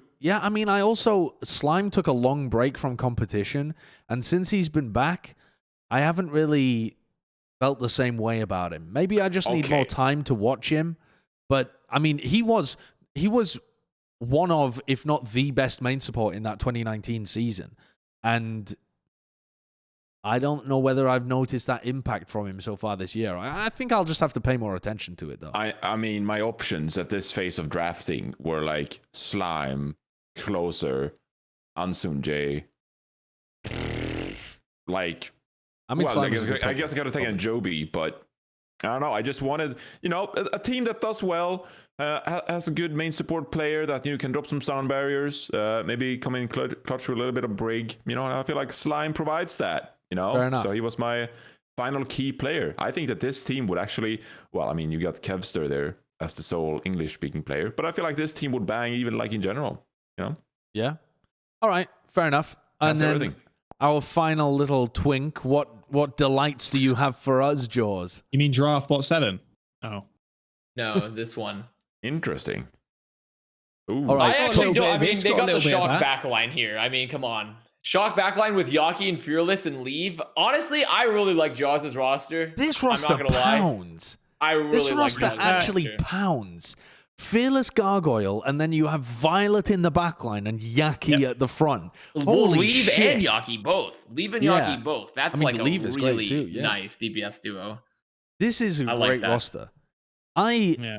I feel like some of these It's gonna teams that earn me a we've lot of created would points. perform better than some rosters like some top rosters that these guys are on in the Overwatch. I mean, look at the points for Leave and Fearless already. They're almost 100. Yeah, they're already. crazy. Fearless Yeah. and Leave are gigantic pickups. Yeah. Well, there you go. There's our rosters that we managed to draft for our internal debacle. But when you follow the link in the description below, you'll be led to a draft royale. And just to quickly explain what the draft royale is, you pick a team for one tournament. So for this one, it would be for the May Melee. And so you're trying to you have a certain amount of coins that you get to spend. It's not just a straight up draft system. And so different players are weighted differently depending on their coins. So it's like your average player should be around 60 coins worth. Somebody like Decay is sat up at like 83, and I saw Monk is extremely underrated. He's at 20 coins right now. That's a free pickup. Despite being free pickup. despite being run in the main roster for the Chengdu Hunters repeatedly. So definitely if you're into like the scoreboard Steven kind of stuff, you can really try and min-max your roster for the highest potential. But you're also trying to get people that are going to go as deep in the tournament as possible. Because if they get knocked out, you can't make any changes like you would in normal fantasy. So if you're interested in fantasy and you want to look at that kind of stuff, Draft Buff is currently the best option, at least as far as I've seen, available for people who are interested in Overwatch Fantasy. And they also have other games out there as well if you follow other Overwatch, other esports outside of Overwatch. Don't know why you would, though. Because all praise Lord and Savior Blizzard. Yeah, that does it for the Draft Buff side of the things. You can, as I said, you can follow the link in the description. And now it's time for the most important segment of the entire show, which I've done again no prep for, but I think I have a candidate here because it's Bren's Player of the Week, presented, of course, by T-Mobile. And I feel like I should be throwing to some gif of Bren like this, like yeah, that's yes, the way your hair peeks out of it like a little Brussels sprout, just atop your head is not just something. Also, about that. I don't know whether you can see, but the belly is starting to appear at the bottom here as well. This shirt was not designed for this. Even better, that's like a 2-for-1 special for me. Bren's Player of the Week. It looks like hair on a newborn baby. Yeah, a little bit. It is as delicate and fluffy as a newborn child's, and as likely to fall out if they just rub their head on a pillow. My Player of the Week this week, though, I'm gonna give it to Fearless. I feel like did I mention this earlier on in the show that I felt like he was the best main tank so far? Yeah, we did. Yeah. I'm holding to that. I think that he's been the best main tank so far. I think that he's come in and revitalized this, like, not revitalized so much as been the tip of the spear powering the Dallas Fuel towards successful results, despite the fact that they lost XE and people were not having high expectations of them coming into this year compared to, the amount of money that they spend, for example, on making this roster work. He's just been a fucking beast. And then the record that he set on Gibraltar and the way that he was playing was just phenomenal. And it's not just his Winston, it's his Reinhardt as well. He's so damn good. As long as he can keep up on the ball in the Orisa this season, he's got a good shot of being the best main tank at the end, despite the fact that he's almost certainly not going to be on the best team. But he could be the best main tank of the year. Yeah. Absolutely. He got 16 primal rage kills on that Gibraltar. And actually, Mag on Eichenwalde straight after got 15 primal rage kills as Winston. The map after. Yeah. So that would have been the record, because I think the record was pretty low. It's like 9 or something. I don't know, maybe 12. But then, 16 on Gibraltar, and then Mag got 15. Ridiculous. It was an insane, just an insane match. But yeah, Fearless. Absolutely. Like, if he continues playing like this, like you said, he could be the best main tank at the end of the year. But even the conversation you had earlier, it's like best main tank to have played in OWL, like, period. Like he is the candidate that I feel like could grab that title if he continues to perform like this. And you probably have to win something, right? But but they still are going to have chances. So they'll have chances to win a title at some point throughout the year. I don't think they're going to be favored unless they get one of those metas where Sparkle can pop, but they're not looking like they're completely out of the running to make some kind of run in the tournament. By the way, as well, Fearless is the fucking anime protagonist of the entire league. He just is. Like, to go from the 0-40 Shanghai Dragons, he starts on Element Mystic, looking like he has great prospects, brought in to rejuvenate that roster after they were just sucking, and he just gets pounded for his first year. And then he comes back and he's just dominant on the Shanghai Dragons, and then goes on and is, again, exceeding expectations despite the fact that we had high expectations for him in 2021. The guy's a freak. All of the storylines of the league revolve around him. It's magical to watch him play. He's a legend. I love it. Great.